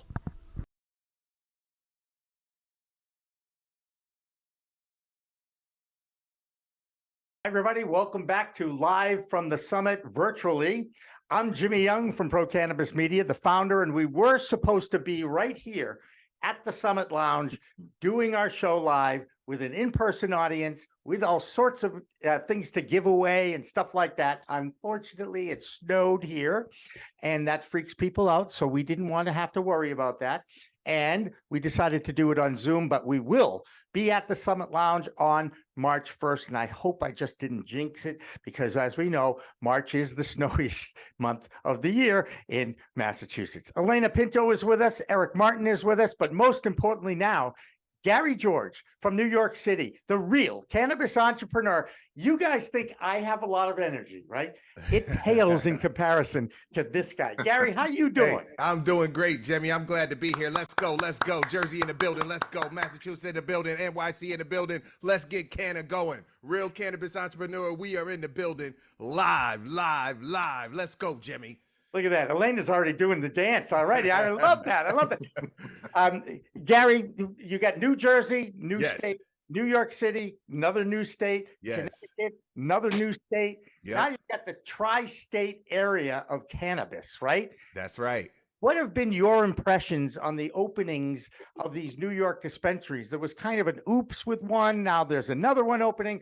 What's your feeling about how it's going in New York State? It's going, man. In New York, we can't complain. You know what I'm saying? Jersey, we were all banking that we were going to beat New York. You know, New Jersey and New York have always had a race to the, to beat them at this or that. And this cannabis game was that. And New York has beat Jersey, hook, line, and sinker. Give it up for New York, ladies and gentlemen. They did it. They said by the end of the year, and they made it happen by the end of the year. We all thought it was impossible, and they did it. They made it happen. So I got to give it up to New York, man. They definitely beat us. Jersey, they opened first one down, second one up. I believe they opened up today, or the grand opening was yesterday or something like that. So yeah, man, there's going to be some bumps in the roads, but they're open. They're going. So that's what it is, man. Yeah. I think it's great because the fight of legalization now is over. Now you guys can actually kind of keep an eye on the supply, the demand, the issues, all the different things now that would be related to the birth of a new industry. Right? Absolutely, man. This is what we all been waiting for the whole time that we've been speculating, going through this whole process, right? Real cannabis entrepreneur. My wife and I, we started this back in 2018 when it's first mentioned of New Jersey going legal, right? We were forerunners in the space. We knew it was coming. We wanted to make sure that all our young entrepreneurs had the information that they needed to really make a success in this industry. I've been a long-time serial entrepreneur. I've been in business for 27 years, and this was my time to give back to all of my fellow new and up-and-coming entrepreneurs. Entrepreneurs want to do it big. Everybody wants to understand this game because it is a complicated business, and you got to have real mentors, and that's the way that we do it, man. We bring the mentors to you, real cannabis entrepreneur, baby. If you want to learn this game, come holla at us, realcannabisentrepreneur.com. You know what it is, Jimmy. Let's go. Yes, I do. And in fact, I think we have some B-roll of you in action, some video of the Real Cannabis Entrepreneur Conference that I was at. Oh, I yeah. don't even remember when. It was a few months ago in Newark. I October. remember Yes, that. yes. Sold out, man. We did over 1,000 people in Newark, New Jersey. Represent Brick City in the building, Newark, New Jersey. Come out. We did it big, man. And we got another one coming this October, ladies and gentlemen. And I'm making this on your show, Jimmy. This is an exclusive, ladies and gentlemen. There's nobody Breaking knows news. We have nobody breaking knows news, this. Alaina. That's right. Breaking news. That's right. Breaking news on PCM, man. We're doing it October 21st, 22nd, 2023, baby. And we might add an extra day for some workshops because we really want to make sure that everybody has the details that they need to be successful in this business, ladies and gentlemen. So realcannabisentrepreneur.com, go there right now and check it out, man. Get your tickets October. Nah, we didn't launch the tickets yet, but you can get on the list for when we launch. Absolutely. Hey, what's that? Who should be going? Oh, anybody who wants to get into the business of cannabis, anybody who wants to understand and be an entrepreneur in this game, if you're in any segment of it, whether you want to be a cultivator, retailer, in distribution, delivery, whatever, we are the ones that we bring all the people who've been doing it for years. That's all the people you see behind me who've been doing it for years, umpteen years, 20 years, 10 years. We bring them here to teach all of our entrepreneurs here in New Jersey exactly how to get in the business of, and people come from all over. It's not just Jersey. We have people come, our last one we had from 18 countries. Girl came as far as Zimbabwe, Virgin Islands, represent. We do it big in Jersey, and it's a conglomerate of everybody, man. So that's what it is. Yeah. Gary, Nice. where do you get your energy from? I mean, we're showing you on stage. At your Good cannabis, baby. Good cannabis, Jimmy. You know what it is.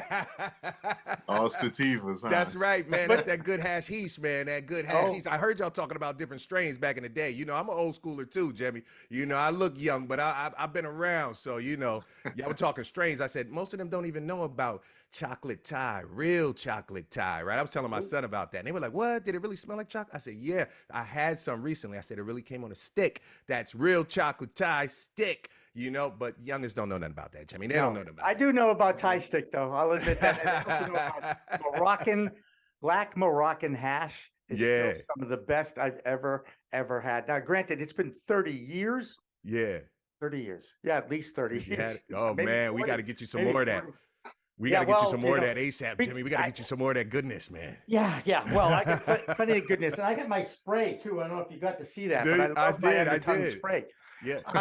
Alaina and Gary, I mean, Alaina and Eric, which would you like to ask Gary a question a little bit? Because I mean, this guy is a wealth of information, tremendous experience, and I'd love to get you involved with the conversation a little bit. So yeah, I had another question about this conference. So Sure, what sure. kind of things are we learning about? Who are the speakers? You know, Yeah. what type of workshops will actually be there? Oh, very good question, man. We want to bring, I'm going to tell you guys how we really started to do this whole thing, right? Back in 2018, my wife and I decided to get in the game of cannabis, right? I'm a long-time entrepreneur. I own a digital marketing agency, a 27-year-old digital marketing agency, right? We were filling the events for all the big motivational speakers, authors, all those guys across the country doing all that for a long, long time. My wife was doing the production. I was doing the marketing, filling these things up. We had a bunch of fun. We made a bunch of money. It was great. But then we said, we need to do this with something we're passionate about. You know what I mean? So that's what we did with Flip. We said, you know what? It's time to do the cannabis thing. My son kept telling me, Dad, cannabis is coming to New Jersey. It's coming to New Jersey. And I kept saying, I don't think you're right, son. They love locking us up too much. I don't think they're going to bring it to New Jersey. And then sure enough, we saw the advance of it coming, and I realized it was reality. So basically, we went around the country. We went to other conferences just to see, you know, and I was used to a very different type of flow. I speak from the stages, a lot of marketing conventions and stuff like that. And I was used to getting that type of 1, 2, 3, this is how I did it. And when I went to the cannabis conferences, it was very different. Everybody was talking about their dog and what they had done over here and how much money they made, but no one was telling them how to. And I said, that's the light bulb. The marketer in me said, you know what? I'm tired of looking for this thing that I can't find. I'm going to create it. So Real Cannabis Entrepreneur Conference was really a conference that I created for my own self so that I can go out and get the people who have been doing it for 10 to 20 years, the people, not professors, the real people who've been doing it in the field that can tell you in real time, because cannabis moves so fast that no professor can teach you this out of a book, because it's moving so dynamically fast that by next week, all of the information in that book's going to be damn near outdated. That's how fast it moves. And that's the reason why we bring it back every year, to bring you the most real cannabis entrepreneurs who are doing it in real time that can tell you what's going on and put the pulse in the beat, baby. That's how we do it. Real Canna, baby. Let's go, Jimmy. Let's go, Alaina. Let's go, Eric. Let's go. Take a breath, Gary. Eric, you got a question you want to throw at Gary? You can. Go ahead. Yeah, definitely. My brother's probably watching it. He lives in Brooklyn. He's very interested in getting involved. What do you think his next step should be? He doesn't have any experience in it, but he understands it and he's definitely interested, and so is his father. Great. So that's beautiful. Father and son yeah. team. I'm doing the same thing. My son's going for a dispensary application. I put him through the whole process for the whole thing. He's going to be set for be the next youngest dispensary owner in the country. The youngest dispensary owner in the country right now is in Massachusetts. My man Sheon the Data G is the youngest dispensary owner. He had it when he was 24. He's about 27 right now. He's the youngest multi-state operator out there. He's 29 years old. Been doing it since 27. Got 2 in Oregon. Got 2 in Massachusetts. Right. My son's been around him since he was just coming out of high school, as well as Hope Wiseman. Hope Wiseman was the first youngest dispensary owner, right? She was the original who came out. That was the one who was doing it in Maryland, Maryland to Maine. She comes every year and teaches at the conference, those kind of things. But back to the question, Eric, how do you get in? Let's talk to your brother and tell him, how does he get in? What information does he need, right? And my thing is, first and foremost, what I tell everybody, ask me that question a lot, I say, Gary, what's the fastest way I can get into the industry? And I say, the fastest way you can get in is using your existing skill sets and applying it to cannabis. Everybody thinks that it's about coming in and just being a cultivator and touching the plant. And I want to take these fly pictures with the plant and be like, oh, look at these buds. Yeah. Nah, it's not just about that. There's a whole other, it's a complete industry. So if you're a doctor, don't come in and try to be a cultivator, be a cannabis doctor. If you're an attorney, be a cannabis attorney. Right now, we have a running joke in cannabis that the people that are making the most money in cannabis are the non-flower touching individuals, the attorneys and the accountants are making the most money in cannabis, right? So we know the media guys aren't. I can tell you that right now. All right, right, Jimmy. We got to get to the front of the line, man. But that's what I say to everybody.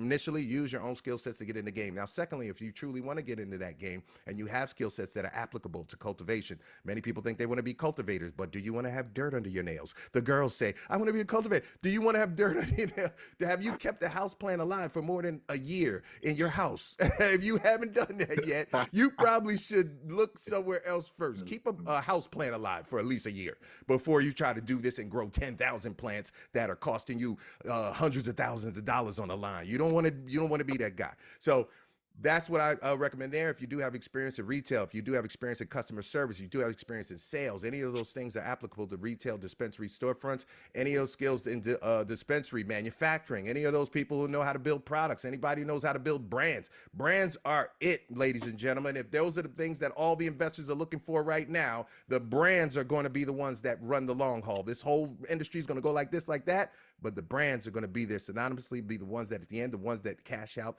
the biggest. So build the brand, baby. Build the brand. Build the brand. I hope that was a good answer. Do they have delivery out there? Yes, yep. We got delivery out here as well in New Jersey, but they attach it in delivery. You must be attached to a retail dispensary. So they kind of jerked us so we can't have a separate delivery operation, right? I own a marketing company, so I help a lot of the other guys I help market a lot of the guys on the West Coast in the early days, a lot of my cannabis guys and CBD guys on the West Coast, right? And I help grow a lot of big delivery companies out there. And when I realized how big delivery could really be was when I saw it in California, and those guys had the ability to not go through the middleman, which they make all of us do. We have to go through the dispensary to do the delivery. Out in California, you could have your own warehouse, store it your own self, have your own product, your own everything without having the storefront, saving all of that upfront, money and being able to rock. Yeah, man. So it's coming though. The rules are going to change. So I tell everybody, just be prepared. You got to get in the game first. And then as rules change, only those who are already in the game are going to be able to pivot. A lot of people think that, I'm going to wait and see how it goes and come in later. Yeah, it's going to be way too late for you, man. It's going to be the ones who are dominating. We're going to be running circles around everybody else because we're going to have all the chops to be able to do it. So you got to get in now. If you guys want to get in the game, holla at us. Oh, and by the way, if you guys need help for real Canna consulting.com, realcannaconsulting.com. But ladies and gentlemen, my wife and I, we're helping a whole bunch of people getting through this process, man, and making sure that you guys don't get ripped off by all these shady, consultants and attorneys and everybody else out here is taking everybody for, we want to make sure it's done right. So we have our services as well. I was going to ask you to plug your conference, but you already did, of course. So yes, realcannabisentrepreneur.com, realcannabisentrepreneur.com. That's right. Check us out October 21st, 22nd. Got a whole bunch going on there and a whole lot more to come, man. But I ain't going to talk too much, y'all. I ain't going to talk too much. Was that? Well, actually, I'm going to pull the plug on you. Okay. All right. And we're going to take a break and come back with, I think I've got 2 more guests coming in. Don't go away, but we have more of our live, sort of live, from the Summit Lounge talk show tonight. Don't go away. We'll have more after this.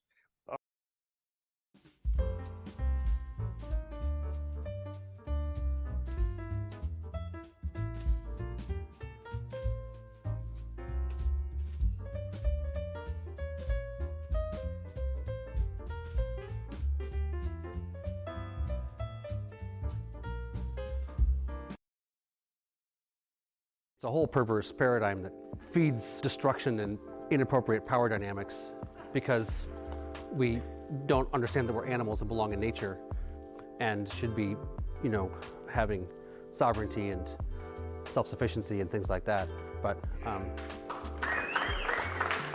don't get me started on politics or consciousness or strategy in the movement because we'll lose the agronomy track and have a whole another interesting and exciting conversation. I think cucumbers are dumb, and I think they all should be pickles. Why eat a raw cucumber when you could eat a pickle? Having more data is always better. No one's gotten botulism from fermentation, and it's been around thousands of years, so we got a good track record on that. If you can become sustainable, you are protecting yourself in the long run. Oh, we just sprayed that field, so you can't go in there for an hour. I'm like, yeah, I thought it was organic. Well, yeah, it is, but when it's wet, you can't walk in there. I'm like, this is a stupid system. This is dumb. And that's when you realize, as an organic farmer, this organic farming thing is kind of bubkiss. And then it went to sustainable. Oh, we're beyond organic. Oh, now we're sustainable. And you're like, these are all getting taken by corporations and stuff and just getting greenwashed. And you're like, no. Okay, we got to regenerative. And they're like, oh, now everybody's hopping on that now. And you're like, well, if you're not going to do it, don't say you are. Build systems around constant monitoring of your environment, of your energy usage, of where things are going. You should be able to track down to milliliters the water in your facility, where it is going at any given point in time. When a plant has a sheen on its leaf, that means it's fat and happy. Oh, someone pickled purslane and people are spraying Roundup on that? That's freaking delicious. I can pick that as a weed on my farm, pickle it or ferment it, and then sell it to someone in a jar with a label, and they're gonna pay me a bunch of money for my weeds that I didn't take care of, I didn't water, I didn't plant them. I just let them do their thing, and people were like, oh, this is fancy pickles. And I'm like, I like this. I like where this is going, because hey, lazy farmer, I don't want to do all the work. I'm gonna let the weeds work for me. I'll sell those. I'll just pickle you and make $8 for a pint jar. That's easy. Is it a cannabis event or is it a vegetable event? It doesn't actually have to be one or the other. It's really all farming. It's really all growing things. Cannabis is agriculture.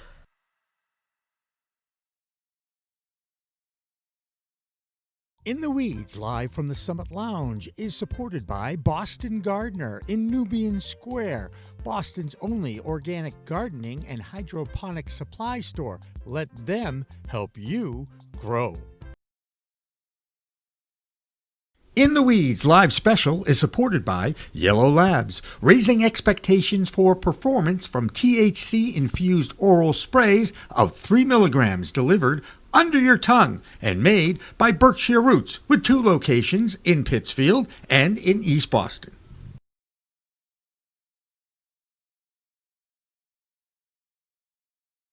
Live from the Summit Lounge is supported by CNA Stores in Massachusetts, a veteran-owned and family-operated dispensary in Amesbury and Haverhill. It has the best selection in the state and a dedication to the community north of Boston.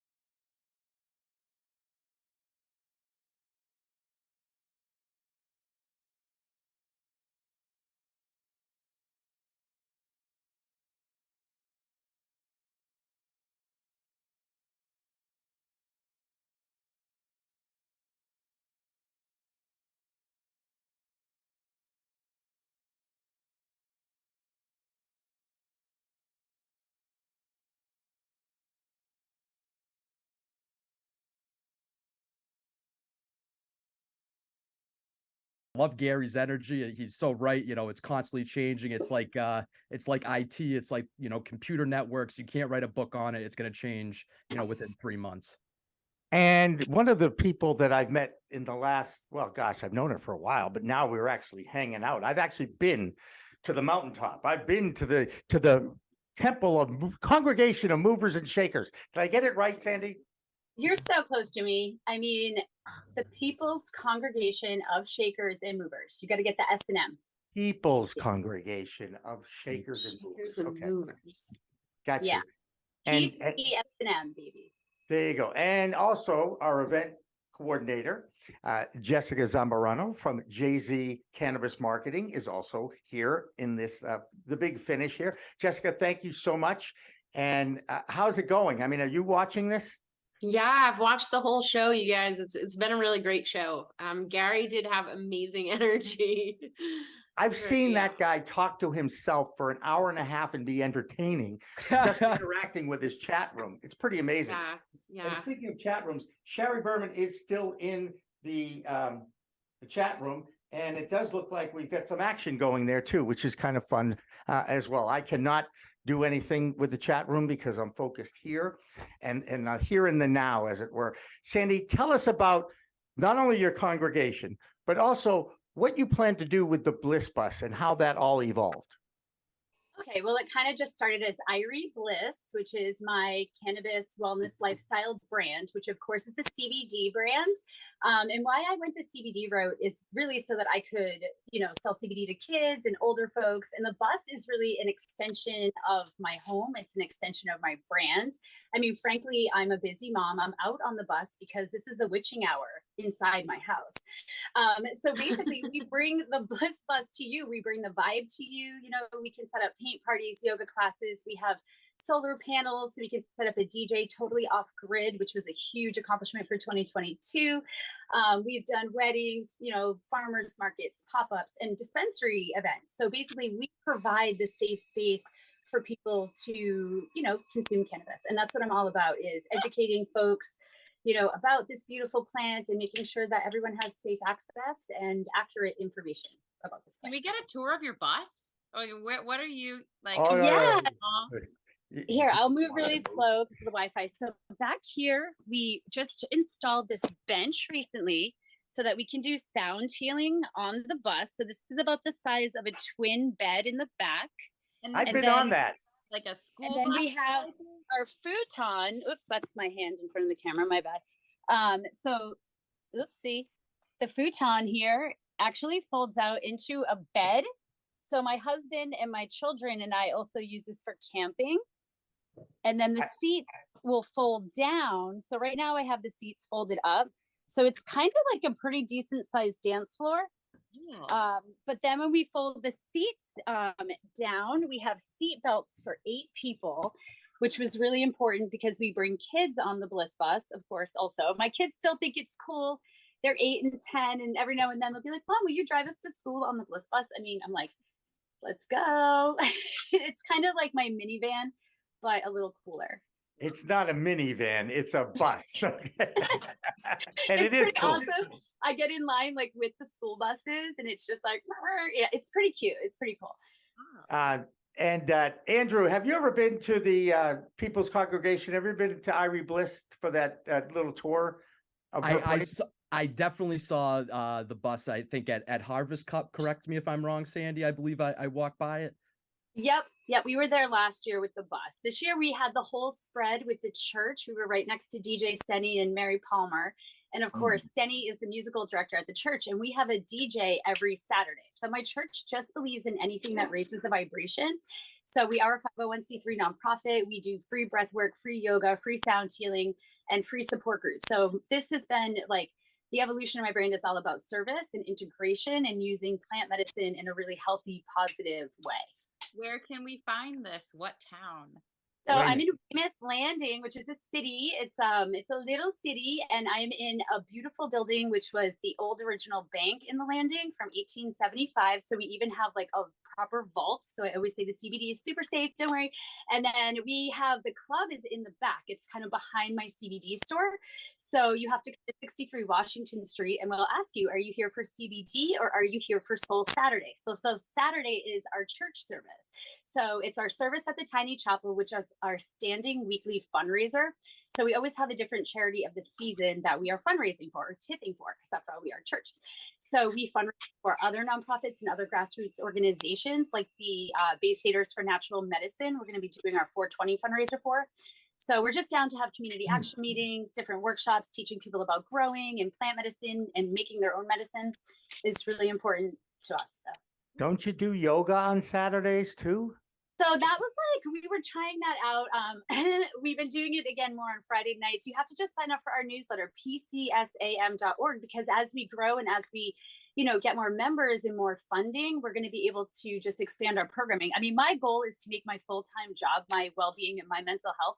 And I'm like, if I'm going to hire a yoga teacher, why not just stream it? And then you all can get a yoga teacher too. And a breathwork coach. I'm doing these things to be accountable to my community, to myself.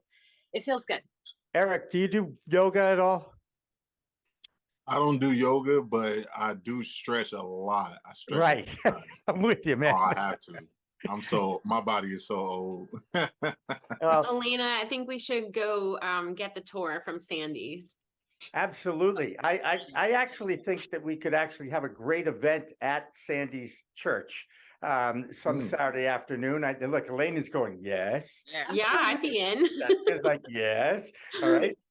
It is, look, between the Summit Lounge and Sandy's church, these are private, legal places to consume indoors cannabis. Wow. Okay. Well, it's our holy sacrament, you know what I mean? And so when the city came and they inspected my space and they saw the electric lounge, which you'll have to see for yourself, he asked, what is this room for? What is this room with the disco ball for?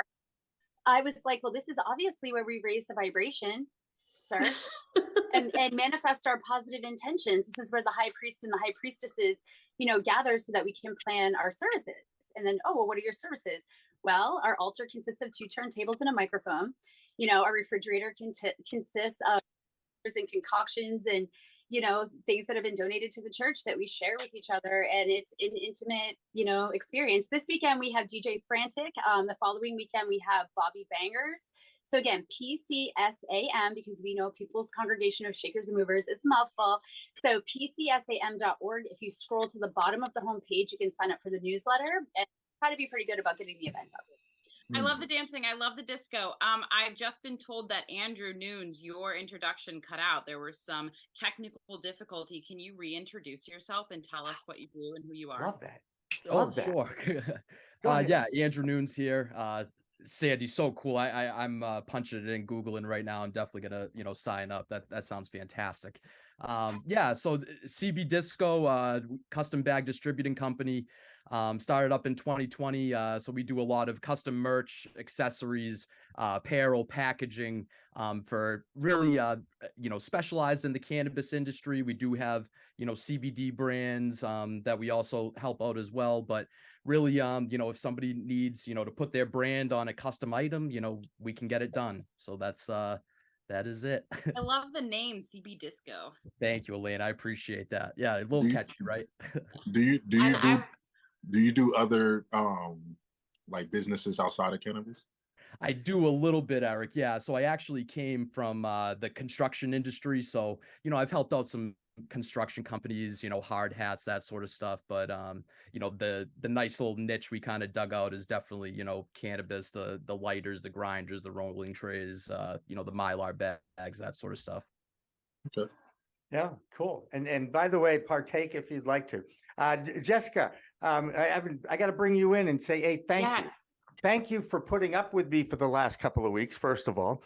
And second, for helping us out with the event that never was. But in a lot of ways, we think this is going to be even better because we're going to get a 2-for-1 for our sponsors and we'll get to promote it now for the next 5 weeks. So you're excited, aren't you? Yeah, I'm very excited. I want to thank you, Jimmy. We met in a networking group and we started talking, and this is kind of what came out of it. I am very excited. I'm glad we have a new date. We even have the potential to bring in an infused cannabis chef who'll do some infused sampling for us that night. We might have some live music in between segments. So we have some cool stuff coming. We just wanted to make sure everybody stayed safe tonight and out of the snow. And yeah. I love that there will be snacks. I know Eric and I have been snacking in each commercial. And all I do is eat. Yeah. Yeah. Wait, Eric, let me ask you a question. You played defensive end in professional football. I did. Look at this. This was waiting for me when we. And then It's still this is Steve. what I've been snacking So, on. no. Serious I'm so question. fat. Okay? Serious question. What was your playing weight and how much did you lose now? My playing weight was 265. But I lost weight when I was done playing. I got down to 225 and I realized I couldn't. That was like rough. Like I was eating, like I was a vegetarian, but then also I was, eating like a strict diet, but I couldn't maintain it, just mentally I started to fold, and then I had chicken one day and I was like, oh yeah, I need to go back to be. So now I'm a full-time meat eater again, and I weigh about I think I got on the scale yesterday. I'm about 258. Wow. So yeah, I'm still pretty fat, By the way, I will not be asking anyone else what their weight is on this show. I just want to make sure you're all comfortable on that, okay? Sandy, I don't even Most of think my you weight use come the from scale when you get on it. It came from a Hey, dad. listen. I got a dad bod. I was a vegetarian for 8 years, and for me, it wasn't chicken; it was bacon. Oh, absolutely bacon. Bacon brought me back, Davey. One of the natural food groups, as far as I'm concerned, Hey, listen, this has been great. I mean, we're up against it at 9 o'clock. I want to kind of wrap this baby up and thank both Eric Martin and Alaina Pinto for joining us for the last 2 hours. I guarantee when we go out to Worcester, guys, it will be a lot different. And earlier we did play a 1-minute video of Alaina's tour of Gage, which is one of the dispensaries in Massachusetts. And I'm going to tease this now because my hope is to start another show called the Bud Crawl. And yes, if anybody knows me, they know I've been out there talking about this for a while. I think Eric and Alaina together introducing pre-produced tours of dispensaries and grow houses on location includes an event. It includes wraparounds, and it includes the Bliss Bus, because we want them to take my talent out to the dispensaries and create a real big event. That's kind of my goal. That's why I want to put Alaina and Eric together on this thing. And we'll have another opportunity, hopefully in a few weeks, out at the Summit Lounge in Worcester. You guys, again, everybody on this call and everybody who's shown up for this show, really, really appreciate it. In a lot of ways, it's easier when you get to stay home and talk on Zoom. We get it. This is how Pro Cannabis Media began. I started using Zoom during the pandemic as a news gathering device, as a content creator. And now 700 hours, 7 days a week of unique content, live streamed 24/7 on our Roku and Apple channels and procannabismedia.com. There's a new look to the website. We continue to tweak it. If anybody's ever started a website, once you start it, you never finish it because they're always tweaking, right? We're always tweaking it. So I just want to give it a big general thank you to Dan French, who directs this whole thing, keeps the stream going out of his bedroom. All right. I mean, it is an amazing thing what we're able to accomplish here, but it's only because people like you who watch, get in the chat room, follow us, subscribe. We're over 11,000 subscribers now on YouTube. Our news with We Talk News with Alaina Pinto, we're up to over 3,500 views, guys. And we just launched it Friday at 6. So people are watching our programming. And that means a lot to me because I really wanted to create an army of multimedia journalists that will document the end of prohibition in this country. And we're doing it now. So for everybody in the PCM family, I'm Jimmy Young. Thank you so much for watching. And remember, it's a whole new world of weed out there. Use it responsibly. Thanks for watching. Jimmy. Time to learn something brand new at Gage Cannabis Co. in Ayer, Massachusetts. What is a terpene? So terpene is an organic aromatic compound that is present in cannabis. That's Dan, the main man at Gage, and he says there are many terpenes, but knowing which one's which could help in achieving a specific feeling. My cannabis vocab was sativa, indica, and hybrid. Terpenes give you more variety and more control over the high that you do experience. So it's time to expand. I want to start smelling. I want to start doing. I want to start learning. At Gage, they're helping us find that perfect high at the new educational aroma bar. Dan told me about the 7 most prevalent terpenes in the strains that they have on the menu: myrcene, caryophyllene, linalool, pinene, limonene, humulene, and terpinolene, each causing a different feeling. Here's how you learn. You smell the terpene, smell the coffee cleanser, then smell the cannabis. React. No, I like that one better. What was that one? And take notes. You run through all 7 and determine which terpene you vibe with the most. Then you thank your bud tender, get what you need at Gage, go home, and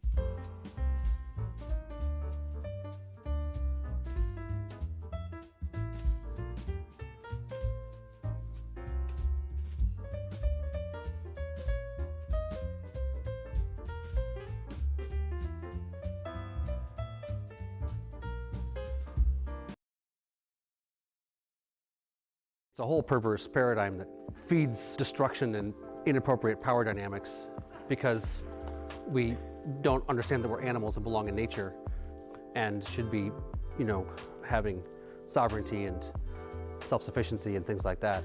But don't get me started on politics or consciousness or strategy in the movement, because we'll lose the agronomy track and have a whole another interesting and exciting conversation. I think cucumbers are dumb, and I think they all should be pickles. Why eat a raw cucumber when you could eat a pickle? Having more data is always better. No one's gotten botulism from fermentation, and it's been around thousands of years, so we got a good track record on that. If you can become sustainable, you are protecting yourself in the long run.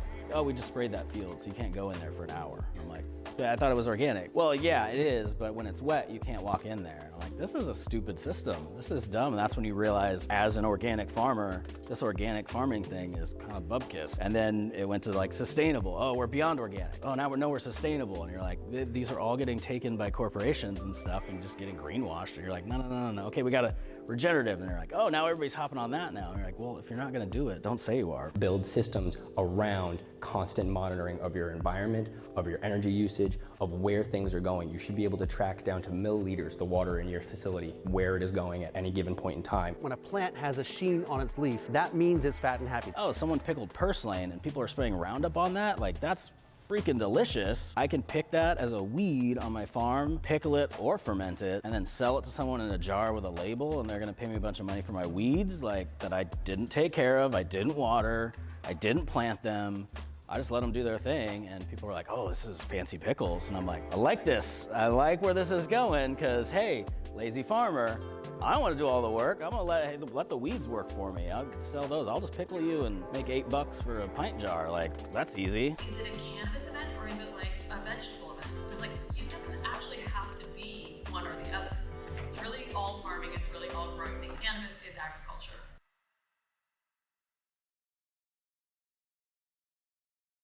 In the Weeds, live from the Summit Lounge, is supported by Boston Gardener in Nubian Square, Boston's only organic gardening and hydroponic supply store. Let them help you grow.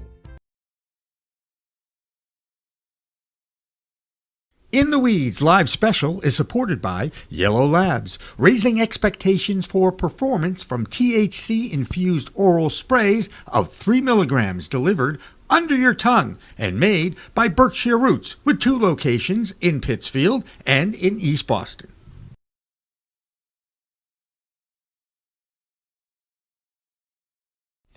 This special Live in the Weeds with Jimmy Young is supported by CNA Stores, an American veteran-owned dispensary in Massachusetts, and by the Boston Gardener, Boston, Massachusetts' only indoor and outdoor garden supply and grow shop, and by Yellow Labs, offering better ways to THC titration, and by CBDisco.com, custom bag distributors for the cannabis industry, and by the Canna Flower Show, scheduled to come to Worcester in April.